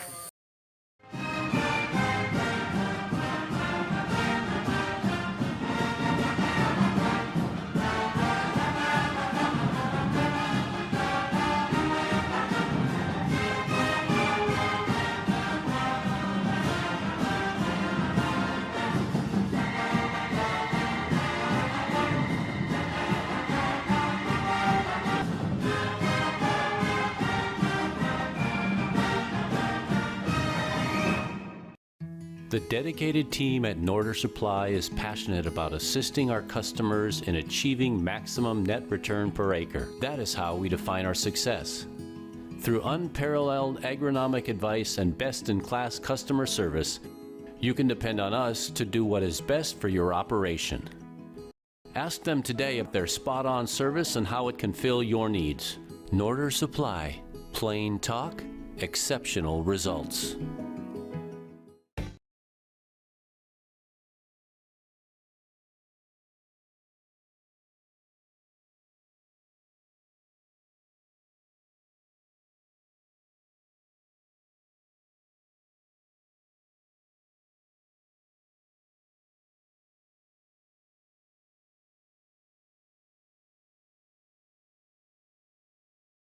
Yard line. You know, that 78-yard drive that we just did was done in less than 2 minutes. That's impressive. It was impressive. Well, what we got to do is make sure Hugoton don't score right now. Yeah, that's right. It is going to be their ball to begin the third quarter, by the way. So that is an interesting wrinkle, but 27 seconds to go first half on the 26-yard line for the Eagles. Martin will go under center, and this is probably just going to be a kneel down, and that's what it is. Wow. And they're going to take it to the locker room. So Scott City with 2 touchdowns in the second quarter. They will take a 14-0 lead into the break over the Hugoton Eagles in week 5 of high school football, and what was a fast moving first half. We'll step aside for a 3-minute break and come back with your scoring summary, stats, and scores from across the state and their halftime show. Back in 3 minutes, this is Beaver Football.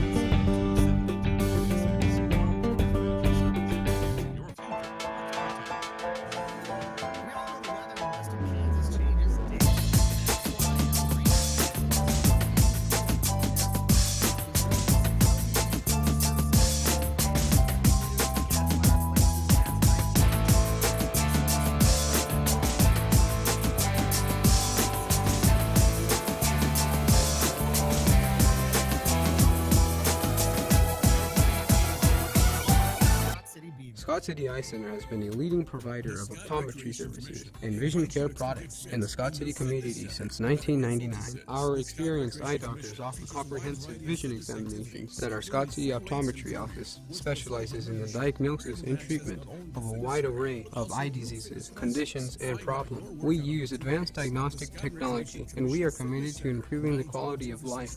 Give yourself the gift of clear vision by scheduling an appointment with Dr. Joshua Gooden, OD, today.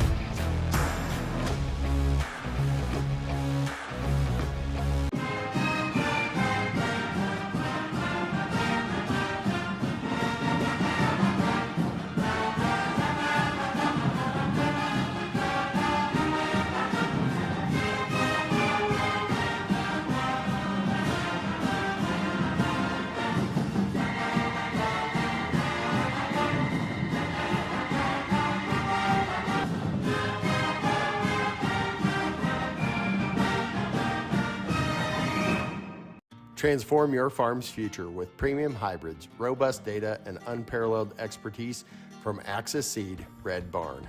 We partner with you to customize a plan featuring industry-leading seed that matches your unique soil and growing conditions, helping you to farm differently and making your operation more profitable. Contact us at www.redbarn.ag to gain access to premium seed proven to outperform. And go Beavers!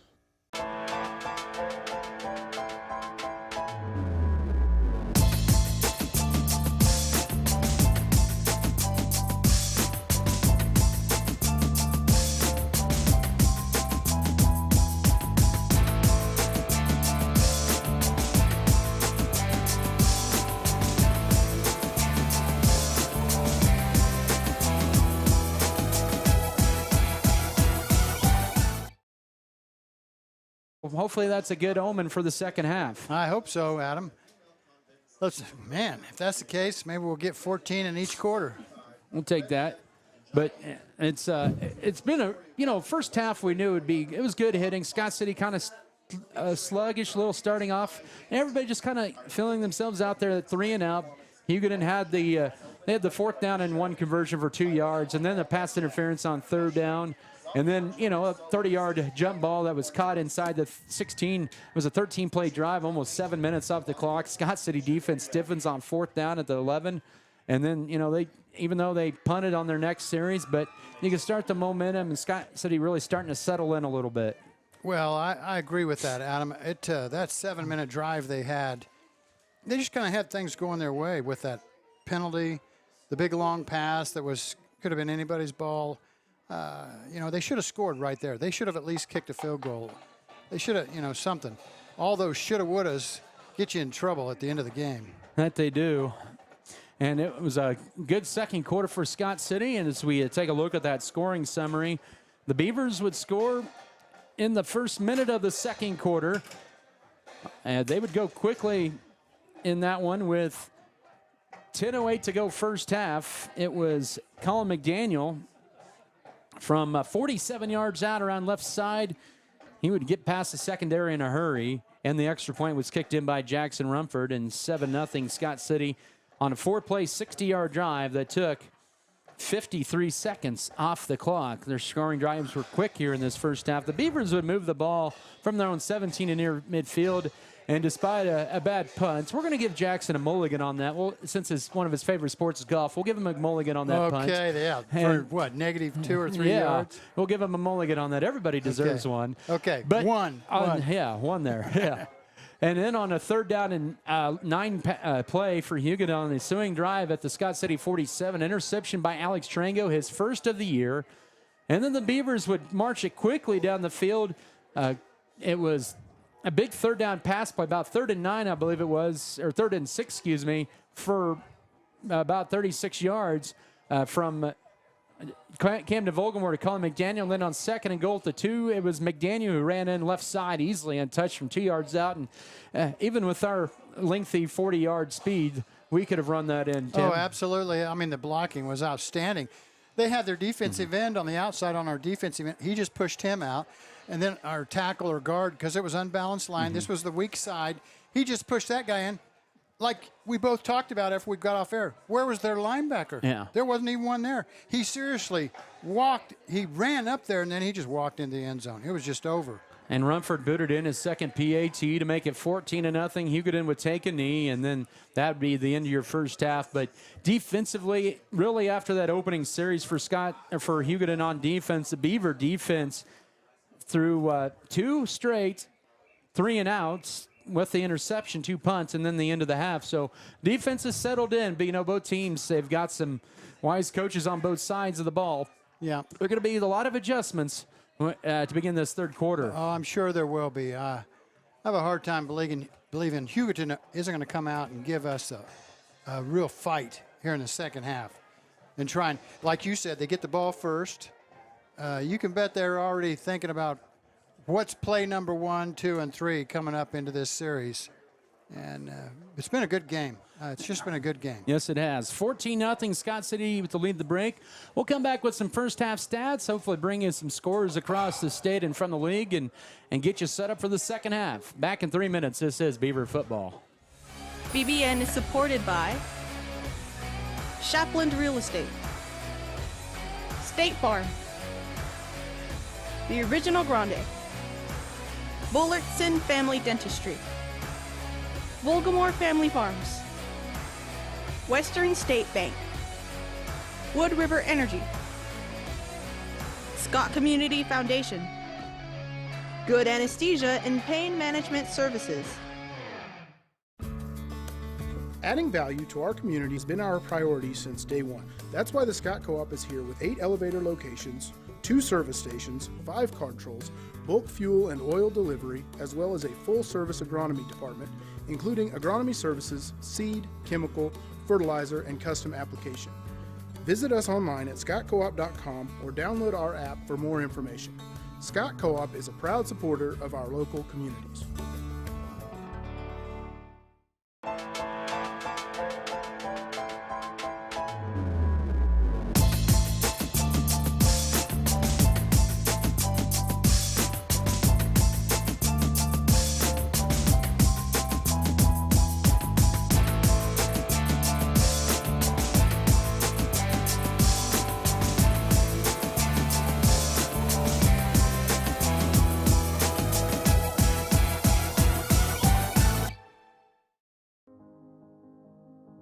They said this place was too isolated to call home.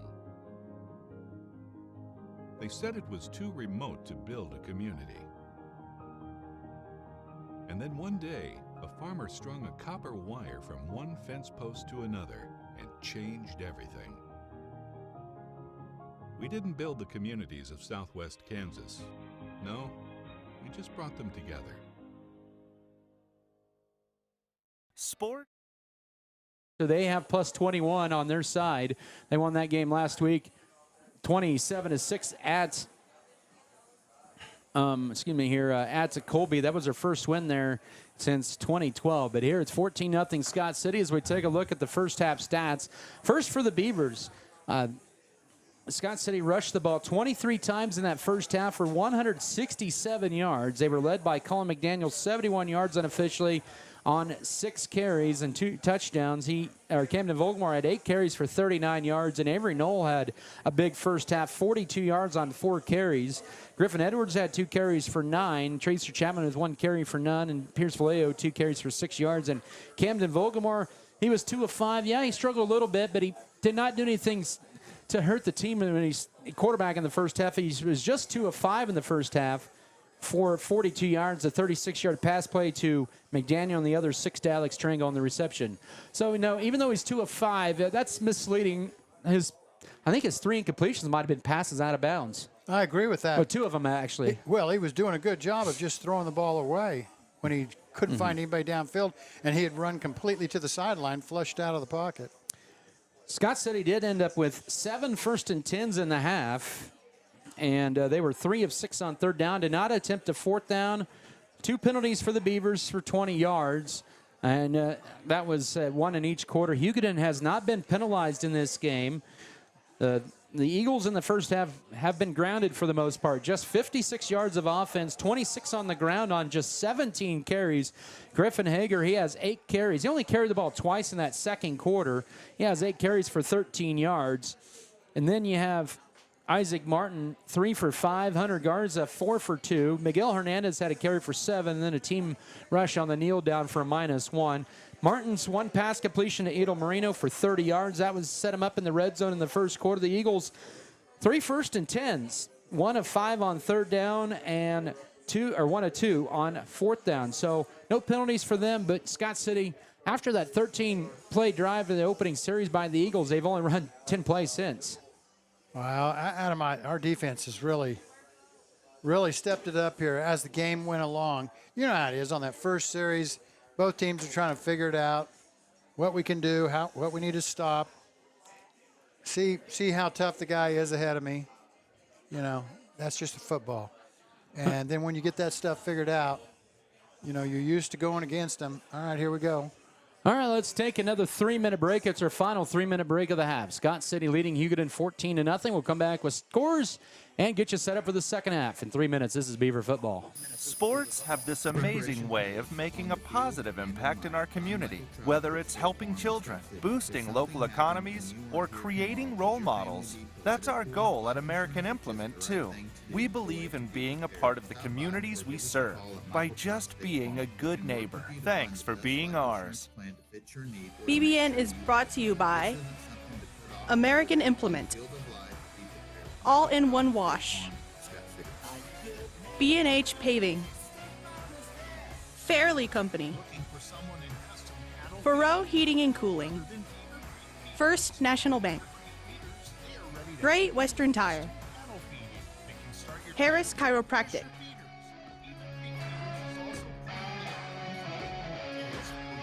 Moisture corn. Women at every stage of life want a healthcare experience uniquely theirs, where excellence meets elegance and healthcare is personalized just for you. Scott County Hospital and Scott City Clinic's skilled physicians and nurses will help your family prepare for the birth of your baby. The private, comfortable, secure rooms for labor, delivery, and postpartum care include jacuzzi tubs for pain management during labor. Call Scott City Clinic to set an appointment today. We put our heart in healthcare.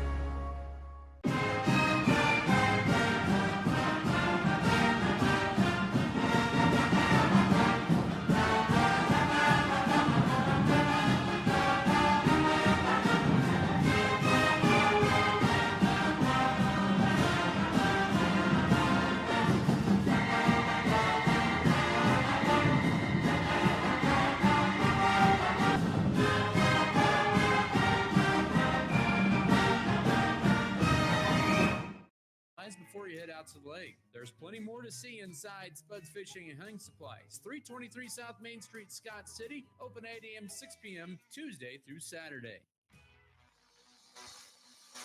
Weathers Land and Livestock wishes the Scott City Beavers good luck during the 2023-2024 season in the classroom and in all their activities. They're proud to support the Scott City Beavers right here on Mix 94.5. Hard work, dedication, and persistence are the keys to success for a great season in athletics, activities, and in the classroom. Good luck, Scott City Beavers from Weathers Land and Livestock. Mix 94.5 KSKL Scott City, powered by Wheatland Electric, committed to improving the lives of their members and the community they serve. Wheatland Electric, delivering energy for life, a Touchstone Energy cooperative. All right, back here as we're momentarily wrapping up the opening half here at Hugoton High School, Week 5 of high school football. Scott City 14 and Hugoton nothing. First half scores starting off in the league. Don't have a whole lot right now. We have a couple of first quarter scores and plenty of halftime scores. One halftime score in the league, I should say. In Holcomb tonight at halftime, it is Holcomb 28, Colby 14. So the Eagles hanging with Holcomb there a little bit. Of course, Scott City and Holcomb to meet up next Saturday night. Remember, it's a Saturday night special at 6 o'clock at Darner Field with the Longhorns and Beavers. So don't come to the stadium next Friday. Does it start at 7 o'clock? 6 o'clock. So it starts at 6 o'clock. That's right, 6 p.m. All right, let's get that next Saturday. Is Saturday that crazy? 6, That'll yeah. be October 7th. Yep. Saturday at 6 p.m. Yes. All right. All right, the other league scores of interest. Hayes was leading Ulysses at the end of the first quarter. That was the last check. I believe that was 7-0. I believe that was. Nonetheless, Hayes with the lead over Ulysses, 6-0 after the end of the one. As Coach Albert for Ulysses going up to his alma mater to play the Hayes High Indians there. Anyways, it was Goodland trailing Norton at the end of the first quarter up at Travis Field, and Norton 21-0. Other 3A scores, Rock Creek over Marysville 17-14. Holton over Royal Valley 21-3. Andale 65-0 over Nickerson at the break. Southeast of Slane 2A over 3A Clay Center 8-0. And here's the surprise. Chapman and Wichita Collegiate are tied at 6 at intermission. Wow. And it is Hoisington 14, Pratt 13 in a non-district game at the break. All right, we're about set for the second half here. What would you like to see for a Beaver victory, Tim? Well, I had another thought when you said Andale 65-0. Well, with Bishop Miege dropping to Class 4A, they're 4A. Is Andale going to be in that? No, they're not. They're 3A. Oh, dang! I was hoping Bishop Miege was in that streak. Yeah, well, that's not going to happen. Oh, dang. But here we go with the second half. Andale. I'd like to play them again. Yeah, hopefully. Well, hopefully it's deep in the playoffs. Well, that's what I'm talking about. Deep in the play. That's where I want to be. All right. Don't you want to be deep in the playoffs? I would absolutely. Well, anyways, see we can Scott City can continue what they did in the first half. It'll be Hugoton ball to receive. They'll defend the east end zone. They're waiting for that final 3-minute warm-up clock as Jackson Rumford will go ahead and tee it up at the 40-yard line. 2 to return for the Hugoton Eagles. You have back to return Adel Marino as well as the sophomore Hunter Garza. Well, I'd like to see Hugoton fumble this. Scott City start with great field position. And our third quarter officially underway. Rumford booms this one, end over and kick. It's going to take a couple of bounces to the 12-yard line. This is for the returner across the 35 to the 36-yard line. He took it right side, as that was a return that time by Adel Marino to the 37-yard line. So decent field position for the Eagles to begin this third quarter. Great return. And it was a good stop by the Beavers, not allowing any more yardage than they got. Oh, there is a penalty. I did not see that. Must have been thrown on the far side, so that's going to negate a big return. Yeah, it's way over there. Holding on Hugoton. That ends up losing 19, 20 yards. They'll be starting at their own 17 instead of their own 37. That's a costly penalty here to begin this third period. So Hugoton will walk up with 2 receivers to the right. Wing back to the left. Our correction, Flexbone with the tailback. First and 10, 17-yard line. Isaac Martin has gone the distance. Will keep it himself on a counter left side. Turns it upfield, and he gets hit at the 20, and he's just tough to bring down. It takes about 3 or 4 Beavers there. Jackson Rumford, Baylor Vasquez, among others, as Martin a little slow to get up after that, but 2nd and 3, he's all right. Yeah, he dislocated that left elbow, I don't know, what was it, 3 weeks ago. And he's got it all wrapped up, but he hasn't shied away from getting hit. It's 2nd down and 7. Ball right on the 20-yard line, middle of the field. Opening seconds of the second half, 14-0 Scott City. A 2 receiver set to the left. Flexbone set. Isaac Martin will send a man in motion. Bobbled snap, and it's going to be Hager with a carry. And Scott City is going to drop them for about a 2-yard loss back at the 18-yard line as Jackson Rumford turned him in there and makes the tackle along with others. And it sets up a 3rd down and 9. Wow, they're lucky they didn't drop that ball on the turf and lose it. That ball was above his head. Yes. I'm not sure what happened, but he was juggling it from side to side, and then he grabs it and gives it to Hager. Here, you take it. I don't want to get tackled anymore. 10:40 to go third quarter. Hugoton facing a 3rd and 9 at their own 18-yard line, trailing at 14-0. A 2 receiver set to the left. Hager as well as Moreno to the left. 1 to the right. That is back to pass, and there's going to be movement on Hugoton, I believe. False start there will back him up 5 yards. So they've had 2 penalties here in the second half already after having none in the first half. 2 penalties, and they keep going backwards. And, they had the ball clear out here at the 40-yard line. And where are they going to end up? They're 3rd and 14 at the 12-yard line. It is Deshaun Lewis split to the right in a 3 receiver set, 2 to the left. Ball in the middle of the field, 12-yard line, 3rd down and 14. A man in motion is going to be a sophomore in. Rolling to his left is Isaac Martin. He is just going to keep it himself, and he is going to get to the 15, 16-yard line. And a nice open field play that time made by Cesar Peregrino, but well shy of the first down at the 17, setting up a 4th and 10. Well, that wasn't, that wasn't even, there's no way that was going to go for first down. I think they were just getting enough yards back to make it 4th and manageable, I guess, to get out of their own end zone to punt it. Isaac Martin standing at his own 5 to take the snap. Gets a good snap this time. Scott City rushes. Don't hit him a kick, a high kick. And here's Alex Tarango at his own 39-yard line. Goes left across the 40. Inside 45 inside the numbers to the 48-yard line. A nice punt with 9:22 to go third quarter. Scott City with the ball near midfield and a 14-0 lead. Well, we still have good field position to start the second half. That's what's important. There is a flag on the play. Of course there is. It's over on the left side, I think. So it is. Oh, an unsportsmanlike conduct on Scott City. Who knows what that was all about? It was marked at the flag was thrown at the 20-yard line where they punted it. So Scott City will be backed up to their own 33-yard line where it's going to be 1st and 10. Oh, well, the White Hat's going to explain it to Coach Jim Turner who it was and what happened. That's going on out there right now as they mark us back. Well, it's been pretty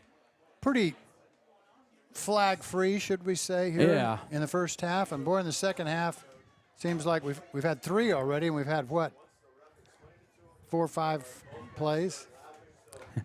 All right, so the ball will be set up at the 33-yard line officially, 1st and 10. Here, opening drive for Scott City here in the 3rd. Here's a first down carry right side, and that counter play that worked for Noel a couple times is going to be dropped for a loss on the play. A loss of a yard on the play. Isaac Martin in there on the tackle. The 32 sets up 2nd and 11. Oh, when you do that counter, you hopefully get somebody out of position. Hey, they're going to the right. They're going to the right. And then all of a sudden you come back to the left with a counter, reverse, however you want to call it. And everybody stayed at home that time. I mean, Hugoton had great penetration in the backfield. 2nd down coming up, and 11 to go. Man in motion, and Scott City moves. Yep, no doubt about it. And that's going to back them up. So both teams with 2 penalties each in this 3rd quarter. Ooh. Makes you wonder about mental discipline coming out of the halftime. Yeah, absolutely. And now 2nd and forever. You know. I'm ready to go home. How about you? Let's go. Yeah. That's kind of that's what makes you think. What's going on? Beavers now at their own 27-yard line, 2nd and 16. Durango split to the right. It'll be a play fake. Here is Vogelmore steps in the pocket now, trying to roll to his left. He gets out of pressure. He throws it late and out of bounds, and that'll be incomplete and a good decision there. Sets up a 3rd and 16. Oh, that is, like you said, Adam, I think maybe his only incompletions are the throwaways practically, or close to it. So both teams have gone backwards on their opening series of the 3rd quarter. Penalties hitting both teams here. 8:24 to go 3rd quarter. 14-0 Scott City. The Beavers are just 3 of 6 on 3rd down. They have 16 yards to go at their 27-yard line. Vogelmore rolled to his right on 3rd down. Sets up. Now rolls to his right, still looking downfield. Has all kinds of time. Fires it, and the pass is dropped and incomplete. Trying to thread it. It is incomplete. It'll set up a 4th down. They were trying to get it to Brooks Bailey. Do we have another flag? Yep, we do, right? That might be an interference on Hugoton. It is pass interference on the Eagles, so it's going to bring up a 3rd down and 1. It is not an automatic 1st down in high school. Will it be the same down? I believe it will be, yes. It'll still be 3rd down. Well, when Brooks got up, he was given this. You know, I thought maybe he was saying, here, hit me here. Well, what he was doing was signaling to the coach and the quarterback, I got pass interfered with. Instead of a 3rd down and 4th and 16 on incompletion, it's going to bring up 3rd and 1 and a big penalty on the Eagles. Scott City needs to take advantage of this with 8:13 to go 3rd quarter. Durango will be split to the left. Scott City breaks the line or huddle quickly up to the line. 5 down lineman, high snap, and here's Edwards up the middle. He's going to have a 1st down to the 44-yard line. A nice run left side for a couple. It is a chain mover and a fresh set of downs. Oh, you know how those penalties can affect you. And here we go, Adam. We got another series started. I wouldn't be a bit surprised to see us go the whole way. Fresh set of downs at the 44-yard line. The Beavers moving from west to east here in period 3, up 14-0. Break the huddle. Pistol wing tee. It'll be left side here for Cullen McDaniel. He'll bounce to the outside, gets to the far outside 50-yard line. He'll be escorted out of bounds into Hugoton territory at the 49 for 7 on 1st down that time by Miguel Hernandez. 2nd and 3 coming up. I love high school football. Yes. I mean, it's just our guys against your guys. Who's worked harder? Gosh, there's always good athletes on both sides. who's better prepared. It's a great field, great scenery, a lot of people here. 49-yard line of Hugoton, 2nd and 3. A man in motion right side. This will be an Edwards carry up the middle, sidesteps one, and maybe ekes out a yard to the 48. Hugoton had that penetrated pretty well in the middle where he was running. As that stop was by Robert Williams, it'll set up a 3rd down and 2. Well, we need this 1st and 10. I wouldn't be a bit surprised at this point of the game, leading 14-0. We got two downs to get this. It's 3rd and 2. Can the Beavers convert their 2nd straight 3rd down? Hugoton with about 6 guys up on the line. Play fake as Vogelmer rolls to his right, fires in the middle field. Rumford with a catch. 35, 30, turns up the field. 20, 15 on flag comes out, but Scott City's going to get 1st down as they take it across the 30 or inside the 20. There is a flag at about the 29-yard line. Bailey's thinking, yeah, I did not block in the back, but it is, even if it's an illegal penalty or a blindside block, it would still be a 15-yard from the spot of the foul, still be enough for a 1st down. As it stands, Rumford has a gain to the 10-yard line. They're trying to decide, Adam. Right now, it's at least a 38-yard penalty, or catch and run for Rumford. Well, here we go. Here's the verdict. Waving off the flag, so it stands. Yes. 1st and goal, Beavers on the 38-yard pass play. You know, it was that crackback block thing. Yes. But Brooks had his hand. That's what he was saying. I had my hands out in front. That's what you have to do. You can no longer hit with the shoulder pad first if they're not really looking. Into the Lewis Automotive red zone. Scott City 1st and goal, 10-yard line of Hugoton with 7:01 to go 3rd quarter, trying to add to their 2-score lead. Man, Vogelmer now with 70 yards passing, make that 80 yards passing on 3 of 7 attempts. They haven't started the play for signal yet. There it is. Hugoton coaches want an explanation on the why the wave flag. 1st and goal, 10-yard line. It'll be a carry left side. McDaniel, he loses major yardage as Isaac Martin met him for a loss of 7. Back to the 17-yard line, and Hugoton had that red immediately. Wow.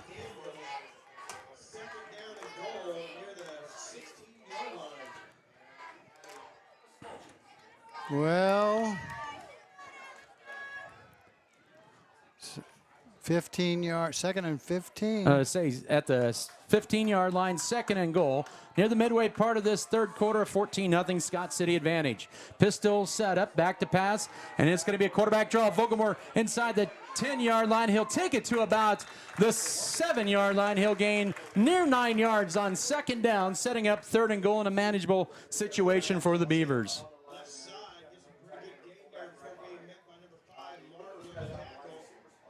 He has 9 carries and 46 yards tonight, does Vogelmer. Yeah, he has been a threat from the beginning of the season. He just quick, fast, makes good decisions when he decides to go. 9th play of the drive. Rumford splits to left, Tranger to the right. From the left hash mark, 3rd and goal, 7-yard line. Here's Vogelmer looking left, firing it for Rumford to the end zone.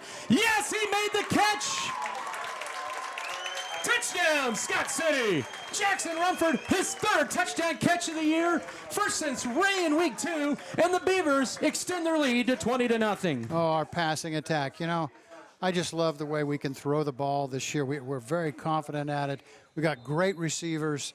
And, you know, it's wonderful to be able to run the ball well. But passing, you're going to have some teams that shut you down. Here's the extra point for Rumford. Oh, wow. And he booms that one halfway to the high school. Wow. 21-0. Scott City extends their lead. 5:38 remaining here in period 3. We'll come back after this 30-second break. This is Scott City football. There's nothing more spacious than Western Kansas, and nobody closer than our communities. We are determined to keep our communities connected to schools, kids to teachers and parents. We believe a connected world is a better place. We are more than what we do for our hometowns. It's what we do with our hometowns. S&T is proud to be your family, your friends, your neighbor. Western State Bank.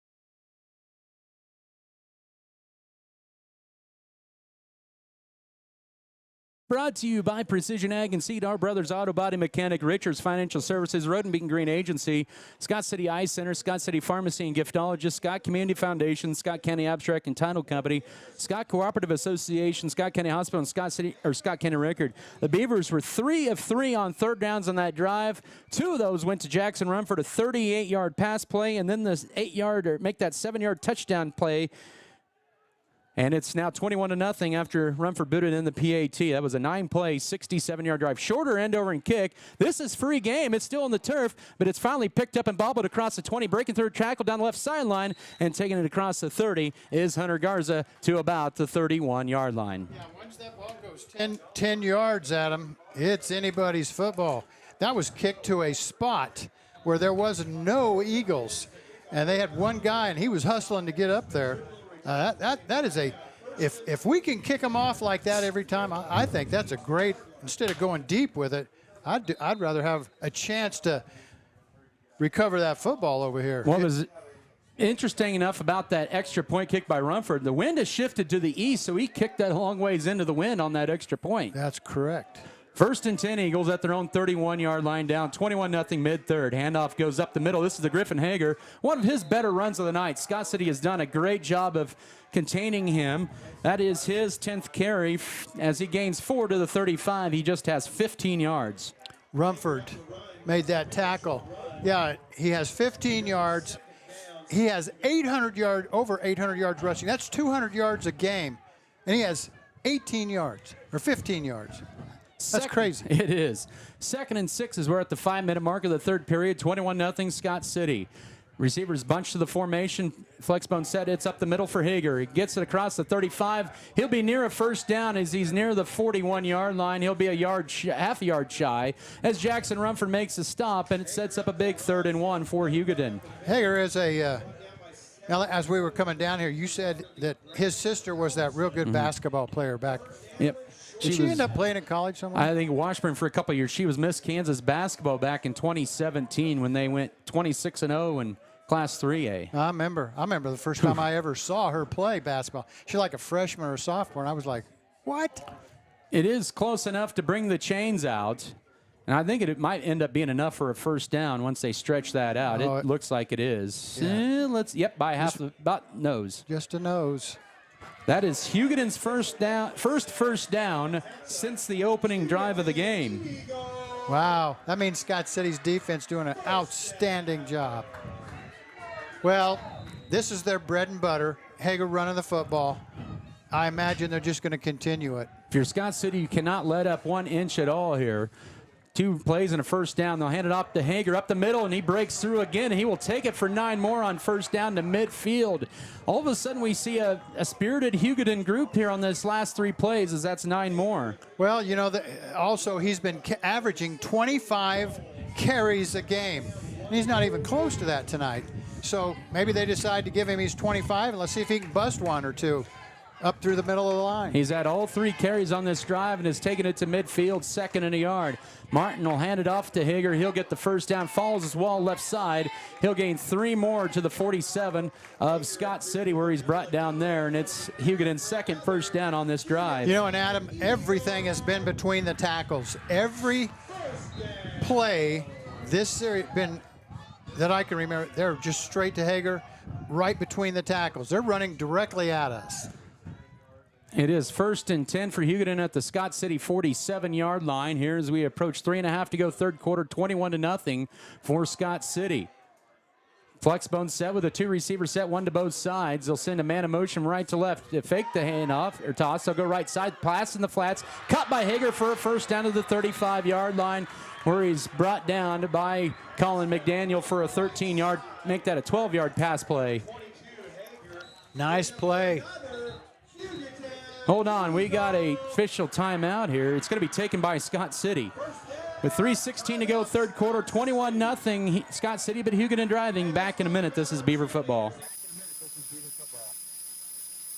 Western State Bank proudly supports Scott Community High School students and athletes as they prepare for another great year of achievements. Just as our students prepare for another successful year, we encourage you to be prepared for whatever life may bring you. Stop in and talk with the knowledgeable staff at Western State Bank, whether it be a new home loan, financing for your business, or any one of our checking and savings account options. We're here to help you. Make sure to check out all of our internet banking options provided at WSBKS.com. Western State Bank, member FDIC. And as always, go Beavers!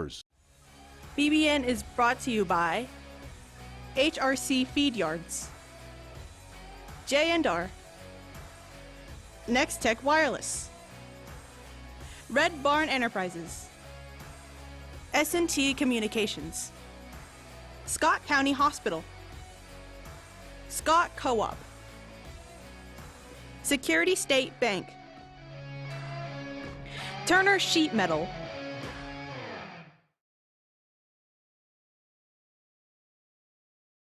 Out of the Beaver timeout. It'll be a handoff going right side. Here is Griffin Hager, almost broke through there, and he gets 5 on first down as Alex Tarango makes a tackle. And everything all of a sudden for Hugoton going downhill. And Hager's had the ball every play. He has touched it all 6 times on this drive, 5 on the ground and 1 through the air. That one there was supposed to go between the tackles, but he broke it off himself to the outside. Thought he saw some daylight. 2:50 to go, third quarter, 21-0. Scott City beat Hugoton with their second sustained drive of the night. They're at the Scott City 30-yard line with a 2nd and 5. Isaac Martin to take the shotgun snap. He'll hand it off to Hager, and Scott City, they had him wrapped up immediately, but he works his way maybe to the 29 for 1. That was a good job of slowing him down. Case Armendariz finishes him off, setting up a 3rd and 4. Well, we blitzed the linebacker into the backfield that time, got a hand on him, slowed him up a little bit. Still made a yard, didn't he? Yeah, made 1 out of that. Yeah. 3rd and 4. Well, instead of standing back there, that's what Coach Turner's probably decided. Instead of just waiting on it to happen, let's force some action. Hugoton 1 of 6 on 3rd down. They have 4 yards to go at the Scott City 29-yard line, down 21. So we approach 2 minutes to go, third quarter. Art Martin going back to pass, looking left for a hitch pattern. The pass sails wide left for his intended receiver, Deshaun Lewis. It would have been enough for a first down. Can the Beavers get one more stop on this drive? Wow. It's 4th and 4 coming up. I thought Martin was a better thrower a year ago. Well, maybe he hasn't played in 2.5 games either. Yeah, that's true. And he's dragging that big old left arm with all that brace on it. Hugoton 1 of 2 on 4th downs here. They have 4 yards to go, maybe about 3.5, just inside the 29, with 1:57 in the third, down 21. 2 receivers set, 1 to both sides. Pistol set up. They'll send a man in motion. That is Hernandez. They'll fake the toss to him. Roll to his left. Under duress is Martin. And sees a Peregrino. Oh, he fumbled the football. And Stetson has got that football at the 49-yard line of Hugoton. Caesar Peregrino with a saccaroni there. And Martin really slow to get up after that play. He's not even up yet. He's got cramps. Yeah, he's got a cramp. God, we gained to like 23 or 4 yards on that play, Adam. Oh, that was a huge loss. Yeah, that just, he didn't realize how quick the guys from Scott City were chasing him. That ends up being a net 18 yards on that drive. We're going to take another timeout here with 1:50 left in the third. Scott City will have the ball when we come back, up 21-0. This is Beaver football. If you are in the market for a new or used vehicle, check out J&R Car and Truck Center of Scott City. J&R Car and Truck has a fully trained service and parts staff for repairs on most makes and models of vehicles. Locally owned and operated, J&R Car and Truck Center provides new and used vehicles. Stop on in and check out jrcarandtruck.com for your next vehicle. J&R Car and Truck Center, your Chevrolet and GMC dealership in Scott City. At American Implement, we know that our farmers and ranchers are getting up and going to work every morning to provide food, fuel, and fiber for the world. And even though time and technology keeps us constantly changing, one thing will always remain the same. We promise that we'll continue working right beside you. We appreciate all that you do for our country and our communities. From all of us at American Implement, thank you, and may God bless the American farmer and rancher. The 40 near a first down. Nice little swing pattern out to the right for Alex Tarango. That's going to be a gain of 11 and a Scott City 1st and 10. Well, I watched Rumford make a good block. Did it just with his hands. He just got that guy, kind of got him turned, and then just shoved him to the ground. Just shoved him. He didn't even go down. Did use his shoulder pad. Just shoved him. Good block. Fresh set of down. Tarango with 2 receptions, 17 yards. 1st and 10, a man in motion. They'll run the counter right side. Avery Knoll turns it upfield. Drake's through 1 tackle. Almost broke through a second as he takes it for 4 to the 33-yard line. Hanging on there was the backup quarterback, Miguel Hernandez, sagging up a 2nd and 6. Unbalanced line to the right. Weak side to the left. They ran that counter to the right. Pierce Vallejo enters the game. He'll be the tailback on this 2nd down and 6.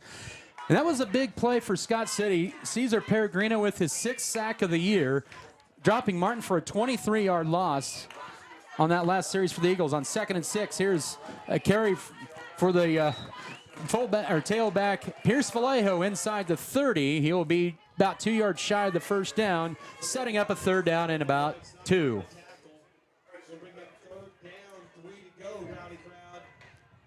I missed the play clock. I'm used to that as well, and I wonder if Scott City's used to that as well. They do not have those here, but 3rd and 3, 20 seconds to go, 3rd quarter. It'll be a quarterback sweep right side for Camden Volgamore. Turns it up, has a 1st down inside the 25. They'll have one more play left in this 3rd quarter as he's escorted out of bounds on the Scott City sideline, 22-yard line, and that is a Beaver 1st and 10. Well, I was watching the kids block ahead of Volgamore. Adam, that was outstanding. We had outstanding blocking out here. Scott City is 4 of 4 on 3rd downs in this half.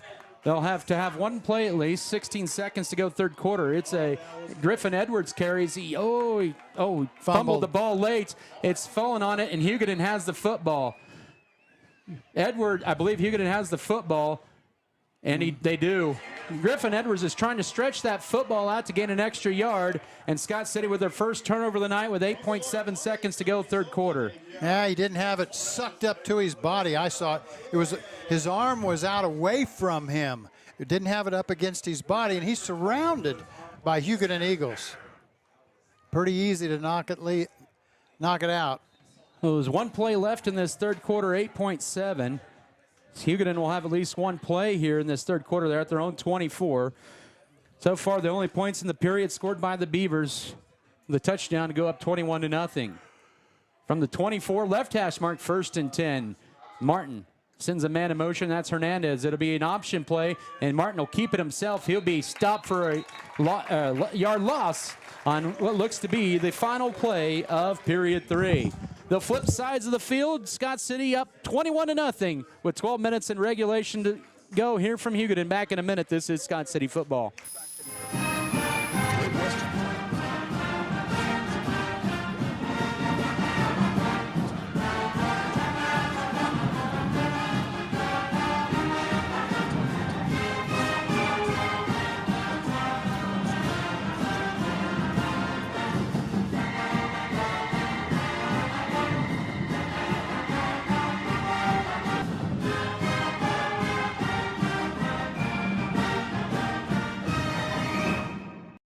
The dedicated team at Norder Supply is passionate about assisting our customers in achieving maximum net return per acre. That is how we define our success. Through unparalleled agronomic advice and best-in-class customer service, you can depend on us to do what is best for your operation. Ask them today about their spot-on service and how it can fill your needs. Norder Supply. Plain talk, exceptional results.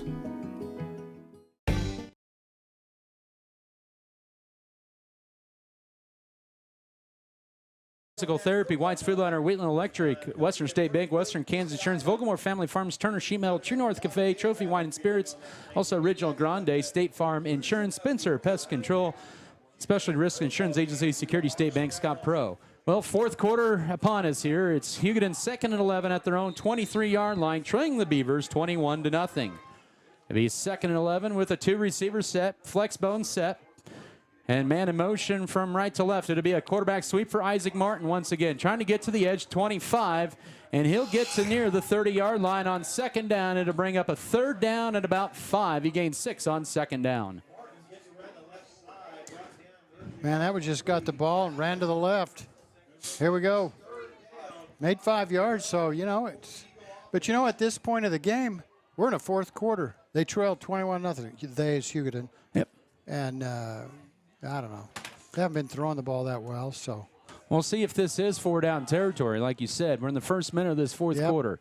Hugoton tonight is just 1 of 7 on third downs. They have 5 yards to go. Ball on their own 29. They'll send a man in motion. They'll get the carry left side. He'll get it to the 30, and that is it. You got to wonder on that third play call, Tim, if that was just a call maybe to get some yards and see what the defense presents to you for fourth down. I guess. I think they're going to punt. Yeah, here comes punting. Okay, that was it. Well, maybe I'm wrong. I'm not. That's why I'm not a coach. Yeah. I won't quit my day job. But Garza with that 1-yard run to the 30 and another 3 and out for the Scott City defense. Isaac Martin set to punt. He's counting if he has enough. 2 deep to return for Scott City. You have Brooks Bailey standing at his own 40, and then at about his own 26 is Isaac Trango. Here's a high kick, and Trango will make the catch at the 32-yard line. Breaks through a tackle. A wall set up left side, 35-40, and he's brought down by a face mask, and that'll tack on 15 more at the 47-yard line. So Scott City will start in plus side of the field at about the 38-yard line of Hugoton. You know, we think it's going to be on Hugoton. I think it's on Scott City. Boy, he brought him down hard there. I thought looked like there was a face mask in there. I thought Tarango had the Hugoton kids' face mask first. No, they're pointing toward the Hugoton side. Are the they? official made through the flag. We're going to wait the call from Bobby Fossum. We have to see it from the visiting side. Personal foul face mask. Okay, I had it wrong. That is Hugoton's 4th penalty for 45 yards, all in the second half. And so Scott City will start on the plus side of midfield at the Eagle 38-yard line. Great field position. With 10:31 left in period 4. See if the Beavers can maybe deliver an early dagger here. Man in motion. It'll be a carry left side. McDaniel turns it upfield. He gets tackled at about the 31-yard line as he's trying to make his cut to the left. Blake Miller, the senior, with the tackle, but a nice gain of about 7. Miller helped him up, too. Helped Colin McDaniel up. I'll say 32-yard line, 2nd and 4, but 9 carries, 78 yards for McDaniel tonight, and Scott City has really been able to deliver it on the ground tonight. Well, we've done pretty good throwing, too. Absolutely. Approaching a century mark through the air. Man in motion on second down. This will be a counter up the middle. Here's Avery Knoll. He's got a first down inside the 25, and oh my, he was so close to breaking that one. Ivan Hernandez with the tackle, but a gain to the 24 for 8 more. It's a 1st and 10. When he thought he saw daylight, you could see Knoll pick the speed up. His speed all of a sudden just went faster. That's when the kid from Hugoton tackled him. 24-yard line of Hugoton, 1st and 10 for Scott City. Trango split to the right, tight end, left side run for the man in motion. It'll be a play fake, rolling to his right is Volgamore, and he's going to be sacked back at the 28-yard line. In on the sack that time was Blake Miller, the senior, for a loss of 4, setting up 2nd and 14. Well, that one kind of blew up quick. Hugoton had people upfield. He tried to split 2 guys, see if he could get through them, and Hugoton kids did a good job taking him down. Oh, 2nd and 13, they'll say, at the 27 of Hugoton for the Beavers. 9 minutes to go, 4th quarter, 21-0 Beaver lead. Receiver right. It'll be a carry up the middle this time for McDaniel. Breaks through 1 layer and breaks through a 2nd. As the flag comes out, he's going to be inside the 10 as they try to bring him down. But the back judge maybe saw a hold on Scott City. Maybe there's a face mask, but we would hope for that if you're a Beaver. But it's a holding. Yeah. Deshaun Lewis had to hold him at the 10-yard line. It's going to be a spot foul, I think, from the penalty marker at about the 17-yard line. So really, they'll mark it at the 19. Yeah, he picked it up and moved it. That's even worse because it ends up a net 2-yard loss. But it's an 8-yard run and 10-yard penalty. Scott City's 5th penalty for 50 yards. That makes it a little longer to go for the first down and 15. I'd like to have no penalties some night. Yes. 8:40 to go in this fourth quarter. Scott City with a 21-0 lead at the 29 of Hugoton, 2nd and 15. Receiver right. They'll send a man in motion, Avery Knoll. Here's Vogelmore rolling to his right, finding right side. McDaniel makes the catch, side steps inside the 20, and he enters the Lewis Automotive red zone to the 19. So they get 10 of those yards back on 2nd down, and it sets up a 3rd and 5 as that clock continues to melt with 8:20 to go. That puts Vogelmore over the century mark passing. There you go. And 46 yards of receiving yards for McDaniel on 2 catches. And he stayed in bounds. And the clock keeps running. That's all a plus. 3rd and 5, 19-yard line for the Beavers. Back to passes. Vogelmore sets up going left here, and it's going to be caught by Knoll for a first down inside the 10 as he got drilled immediately. This time he hangs on to it. It's going to be goal to go at the 7-yard line. Nice catch. And like you said, Adam, he got drilled by 2 Hugoton Eagles in the backfield there. And wow, did a great job catching the ball, putting it away, and gets drilled. Catch, keep your eye on the ball, tuck the ball. No, keep your eye on the ball, catch the ball, tuck the ball, then run with the ball. Griffin Hager with that hit at the 7, 1st and goal, 7.5 to go. Beavers trying to add to their 3-score lead. It's Pierce Vallejo on first down gets tripped up. We do have a legal shift call on Scott City, so that'll nullify that play. Correction, that was Edwards on the carry. And it'll be up 1st and goal from the 12-yard line. What did we do? Legal shift. Ah. They weren't set there. I wasn't watching the white hat. I was looking. The ball carrier fell into the legs of somebody, and I was hoping he didn't get hurt, whoever that was. Yeah, Edwards with that carry for 3, but it's going to be up 1st and goal from the 12-yard line of Hugoton.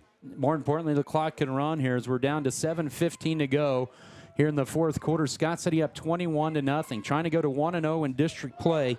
That'd be for the 17th straight time, I believe, there. Empty backfield. And now we have movement on the right side for Scott City. And another false start on the Beavers. They're going the wrong way here.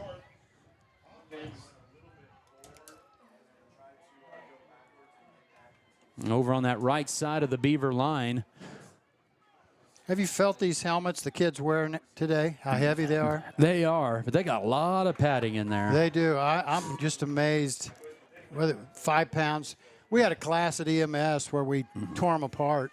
I was just amazed how heavy they are. 1st and goal from the 17. Here's Vogelmore rolling to his right, finding in the end. Oh, caught is incomplete. Excuse me. Trying to go for Tarango, looked like, and McDaniel tried to make the haul in at about the 3-yard line. That'll stop the clock momentarily here with 6:43 to go. 2nd and goal at the 17-yard line.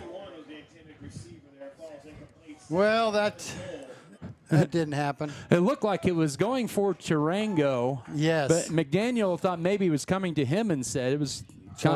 Yeah, he jumped in the air, and he couldn't come down with it. Do you think it would have made it to Tarango, though? It might have. It would have been close. 2nd and goal, 17-yard line. Vogelmore, he'll just tuck it up and run left side, and he's got nowhere to go as a flag comes out. Oh, brother. And you got to hope this is not a holding, but it'll be brought down by Joseph Hernandez, and you got to wonder if it's going to be another hold on the Beavers. Well, it could have been a face mask. Yeah, I mean, he kind of threw it right where Vogelmore was being tackled. It was officially no gain at the 17. It is actually going to be on. You were right. It's going to be a 5-yard face mask. So I think with the last 3 penalties here, Tim, they've burned off well over a minute of game time here. That's something to think about as well. Well, that's a good thing for us. We lead 21-0. There's 6:30. Yeah, he started the clock. It's running. And the clock ran after every false start and legal shift. 2nd and goal, 12-yard line, and here's a speed option right side. Vogelmore's just going to turn it up. He's inside the 10, and I do not see a flag on the field, so that's a good thing. We'll be down to the 7 for its 3rd and goal coming up. We've seen so many flags on this series. I mean, you kind of expect them. They are legitimate calls, but it's kind of like they're Oprah out there. You get a flag. You get a flag. Okay. Ninth play of the drive coming up. 3rd and goal for the Beavers at the 7 as we're just past the midway mark of this 4th quarter at 21-0. Tailback is Griffin Edwards, 2 receivers set. Vogelmore back to pass on 3rd and goal. Fade pattern for Rumford in the corner of the end zone, just a little bit out of his reach, but there's a flag in the end zone. There was a little bump that time by Deshaun Lewis, and that's one of those where it's a tough call, just a mismatch. I'm going to call offensive pass interference. I thought Rumford was pushing. Well, we'll see. There was a lot of fighting. There was. Pass interference. Nope, it's on Hugoton. Okay. So that ends up being a half the distance to the goal penalty. 1st and 10? Nope, it's not an automatic first down in high school on a pass interference. Oh, I don't like that rule. It's been that way for about 10 years now. I haven't liked it since. It's a 4-yard penalty. And it's going to bring up 3rd and goal at the 3-yard line. I'm like sweating like crazy. I don't know about you. I need another seawater shot. There you go. 5:43 to go in this one. The clock will stop because it was an incomplete pass, by the way. So no time can run off the clock. This has been a drive that started at the Hugoton 38-yard line. This has been a 5-minute drive. Man in motion is no from left to right. It'd be a quarterback sweep right side. Here, can Vogelmore get the corner? Yes, he can! Oh, they're going to mark him inside the 1. Boy, it looked like he got inside the pylon, but the official said no, the ball was outside. Oh, they're going to say he fumbled the ball out of bounds. It's a touchback. It had to go through the end zone to make that happen. Well, we don't have replay, so we can't see it. Hugoton ball to 20. Vogelmore is making his plea to the official that his elbow hit the ground that caused the fumble. Or no, that was McDaniel. So it'll be a gain of 2 and a fumble. Even though Scott City didn't score, it ran off valuable minutes, even though they didn't get a touchdown. And that's going to be a touchback, 1st and 10, 20-yard line. Yeah, he didn't fumble it out of bounds. He fumbled it in the end zone out of bounds. Or through. You know, he had this doesn't make any sense. I mean, I don't know how you can, but yeah, it had to go around the pylon. That's the only thing. And the pylon's on the ground over there. It's on the not standing up. 20-yard line for Hugoton, 1st and 10. It'll be a handoff up the middle to Griffin Hager. Spins forward for maybe 2 yards. They're going to stop him at the 20. That was kind of a quick whistle at the 23-yard line. He was met up there, Case Armendariz. Yeah, that kid doesn't quit. But, man, this is... They say play to the echo of the whistle. Yep. And you know what? That kid does. 5:13 to go, and Hugoton not using a lot of, I should say, speeding things up here. 21-0, Scott City with the lead. The 23, 2nd and 7. Hager carry up the middle. He'll take it across the 25 to about the 26. Scott City really has bottled him up. Tracer Chapman is in there, by the way, with a stop. I was just going to say that, Adam. That's good that he's back in there.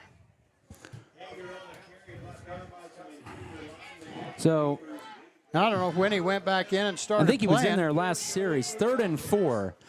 Hager tonight, 16 carries, 42 yards. The Eagles 1 of 7 on 3rd down here as we are down to the 4:25 mark of the 4th quarter. Scott City up 21-0. Trying to get to 4-1 on the year. And more importantly, go 1-1 in district play. This will be an Isaac Martin carry. Oh, he shows his speed. 1st down and more. 45. Best run of the night for Hugoton midfield. 45-40. They'll be running out of bounds inside the 35 and all the way down to the 32-yard line. That was a 24. Make that a 42-yard run for Martin on 3rd down. There's the quarterback, Isaac Martin, that we thought we would see all game long. But Scott City has just bottled him up. More importantly for Hugoton, that stops the clock, and he made the wise decision to run out of bounds with 4:11 to go in the game. Yeah, he was going to be tackled, so why not Scott get City out? trying to set up on defense at the 32, a man in motion. It'll be a play fake. Martin finds a wide open guy down the seam, and it's going to be dropped at the 5-yard line that time by Hunter Garza. He had a step on Scott City. He was on his way to pay dirt, and he thought so himself right there. Yep, that old ditty of keep your eye on the ball, catch the ball. Those are the first two. He didn't do that. I think he took his eye off and looked at Noel coming to hit him. 2nd and 10, 32-yard line of Hugoton. They do have all 3 timeouts left. Eagles trailing at 21-0. We're outside of 4 minutes to go, 4:06 to be exact. Man in motion. Now they'll run it. Keeper, here's the option play, and here's Martin turning it upfield, 25, and it gets hit. He'll get the first down, dragging a couple more Beavers inside the 20 and down to the 16-yard line for a gain of 16. Wow. That was a tough run for him. Was that Knoll that came up and smacked him and his head just popped back? Yeah. And then he just kept going. Well, he's a big kid. We talked about for 6'2", 6'3", 215. He's a big kid. So he's really showed himself planting his foot and going upfield. We have an official timeout. I don't know what the official timeout is for, but the official blew the... Oh, well, there's a kid down on the... That's Martin, I think, maybe with a cramp. Or no, he lost his shoe. Yeah, he's putting a shoe back on. Is that Martin? Yep, it is. So he lost his shoe on that 16-yard run. He was, prior to his previous 2 runs, he was at 8 carries for -6 yards. He now has 10 carries and 52 yards. He got hit so hard it knocked him out of his shoe. That last run put Hugoton over 100 yards rushing tonight. And they have it in the red zone for the second time tonight. The clock running, more importantly. And this is our Scott City's first-team defense out there. Yep. 4-down territory from here on out for Hugoton as we're under 3:20 to go. 1st and 10, 16-yard line. Martin will take the snap. He'll just keep it himself. Quarterback power play left side. He will gain about a yard, 3 actually, to the 13 on 1st down. And we have a late flag. That'll be on Scott City, probably. We'll see. We'll see. Pushing. Personal foul in Scott City. Oh, that's a tough penalty. Yeah. And you got to get your composure. You know, personal foul. Think about that. Personal foul. That means sometimes you think you're more important than the other guys on your team because you get a personal foul. And I don't know, those always hurt. Be a 7-yard penalty here. Make the 8th penalty for the Beavers for 67 yards. And 1st and goal now at the 6-yard line for the Eagles. That's a big penalty here with 3:04 to go. Clock will run. 21-0 Scott City lead, but the Eagles inside the 10-yard line for the second time tonight. It'll be a keeper for Isaac Martin up the middle, and he walks in. Touchdown, Hugoton. 6-yard run right up the guts. It was all him on that drive. And Hugoton goes 80 yards in 2.5 minutes, almost 3 minutes, and they trail 21-6. I was hoping we wouldn't hear that cannon. No kidding. They like to scare us to death the first of the game when they... That one wasn't as bad. That first one, I think the press box shook. That was a 2-minute, 44-second drive. Here's the PAT. Kick is up, and I think it's wide left, and it is no good. So it makes it still a 15-point game. 2:51 to go, 4th quarter. Hugoton on the board. 21-6 Scott City lead. Back in 30 seconds. This is Scott City football. God dang it, guys. Are the only ones that are making...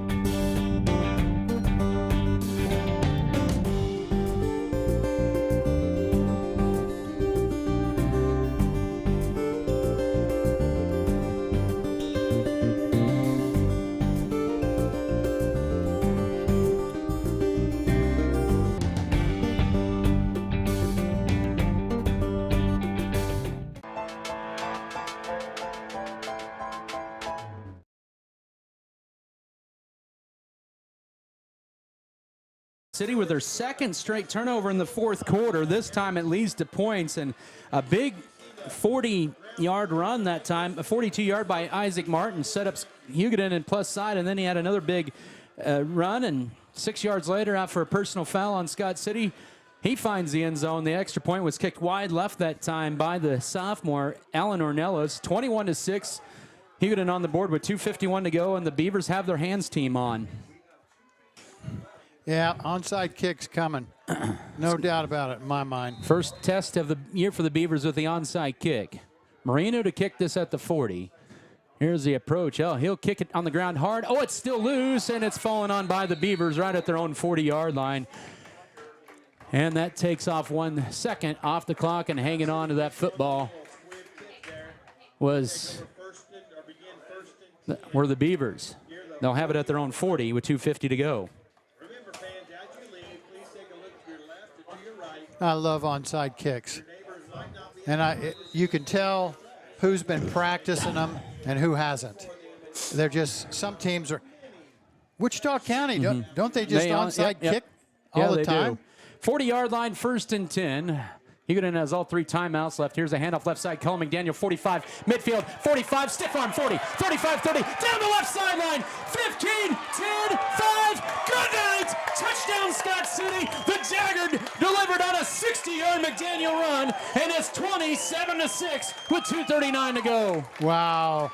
What a play. You could see that there was good blocking at point of the attack. And then I thought the Hugoton kids had the angle on him. And McDaniel just, that blazing speed, he took off. Nobody even touched him. That's that 4x400 relay speed that Coach Turner loves in the spring. There you go. Jackson Rumford for his 4th PAT. Kick of the night. Placement down. The kick is up, and it is into the night, and good. 28-6. A big strike delivered by Scott City with 2:39.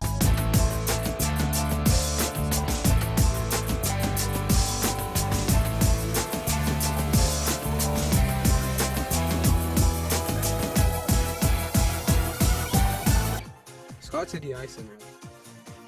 Colin McDaniel may have delivered the dagger for Scott City on his 3rd touchdown of the night, a hat trick of rushing touchdowns. That one from 60 yards. He has 11 carries, 146 yards, and that 3rd rushing touchdown that may deliver the final blow, hopefully, for the Beavers with 2:39 to go. They now lead 27-6. Been a fun 4th quarter. The Beavers have been maybe their own worst enemies in this 4th quarter with a couple of fumbles, but this time they didn't have to worry about that. A kick return will take it across the 30. Will be Garza to about the 31-yard line. That runs off a few more seconds, about 4 more seconds to make it 1st and 10 with 2:35 to go. Just that left sideline, and Hugoton has some quick guys on their side, but McDaniel found an extra burst. They really do, Adam. They're not slow over there. That's why I thought they had the angle on McDaniel. He just kicked it into high gear at about the 35-yard line. It was just like, whoa. That was blocked so well. That was maybe kind of a frustration play for the Beavers, or they just took it out on Hugoton on that series. Hat on a hat and everything. 3 receivers set, a man in motion. Martin on 1st down, handed up the middle to Hager. He will get to about the 34-yard line for a gain of about 3 on 1st down. Baylor Vasquez comes up with the ball after that, after he made the tackle, and Hager felt all that after a gain of a couple. Yeah, he's gimping back to the huddle. I don't know if he's cramping or if he just got hit so hard. That's his 44th yard on 17 carries. Wow. Scott City has held him in check. They'll bring in Case Armendariz in for, that's Trey Ryan in for Tracer Chapman on 2nd down and 8 as we're under 2 minutes to go. Handoff goes up the middle again to Hager. He hits a stone wall of white shirts and is driven back. He may gain a couple more to the 35-yard line from the 33. Somebody's helmet come off. Oh, Baylor. Vasquez. Yeah, he popped him pretty hard, and that knocked his helmet off. He's losing parts of his helmet onto the turf there. 2 more, it sets up a 3rd and 6. He's laughing as he's coming to the sideline. Somebody fix my helmet.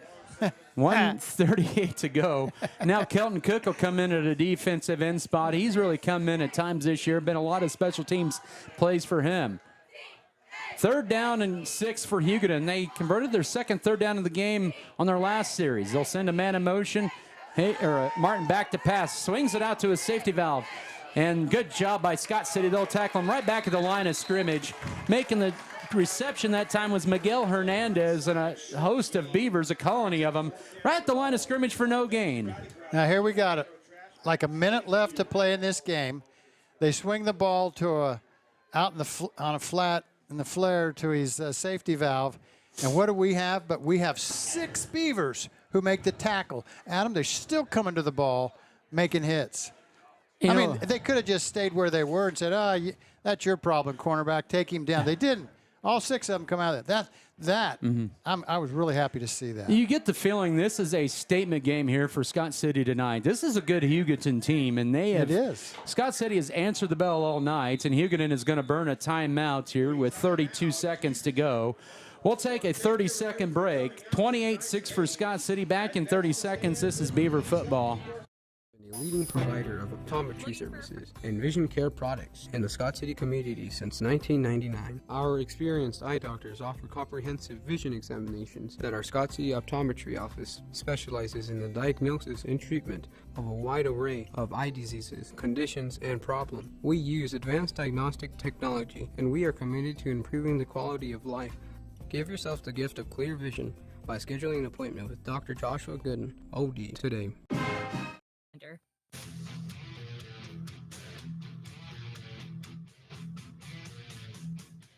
Fourth down coming up, and Hugoton is going to punt this one away, we think. Isaac Martin is the quarterback. He'll serve as the punter as well. He'll step up, and he will rugby-style this kick. It's a low kick, and Scott City will just let this one bounce. It'll roll inside the 25 and go to about the 20-yard line with 22.4 to go.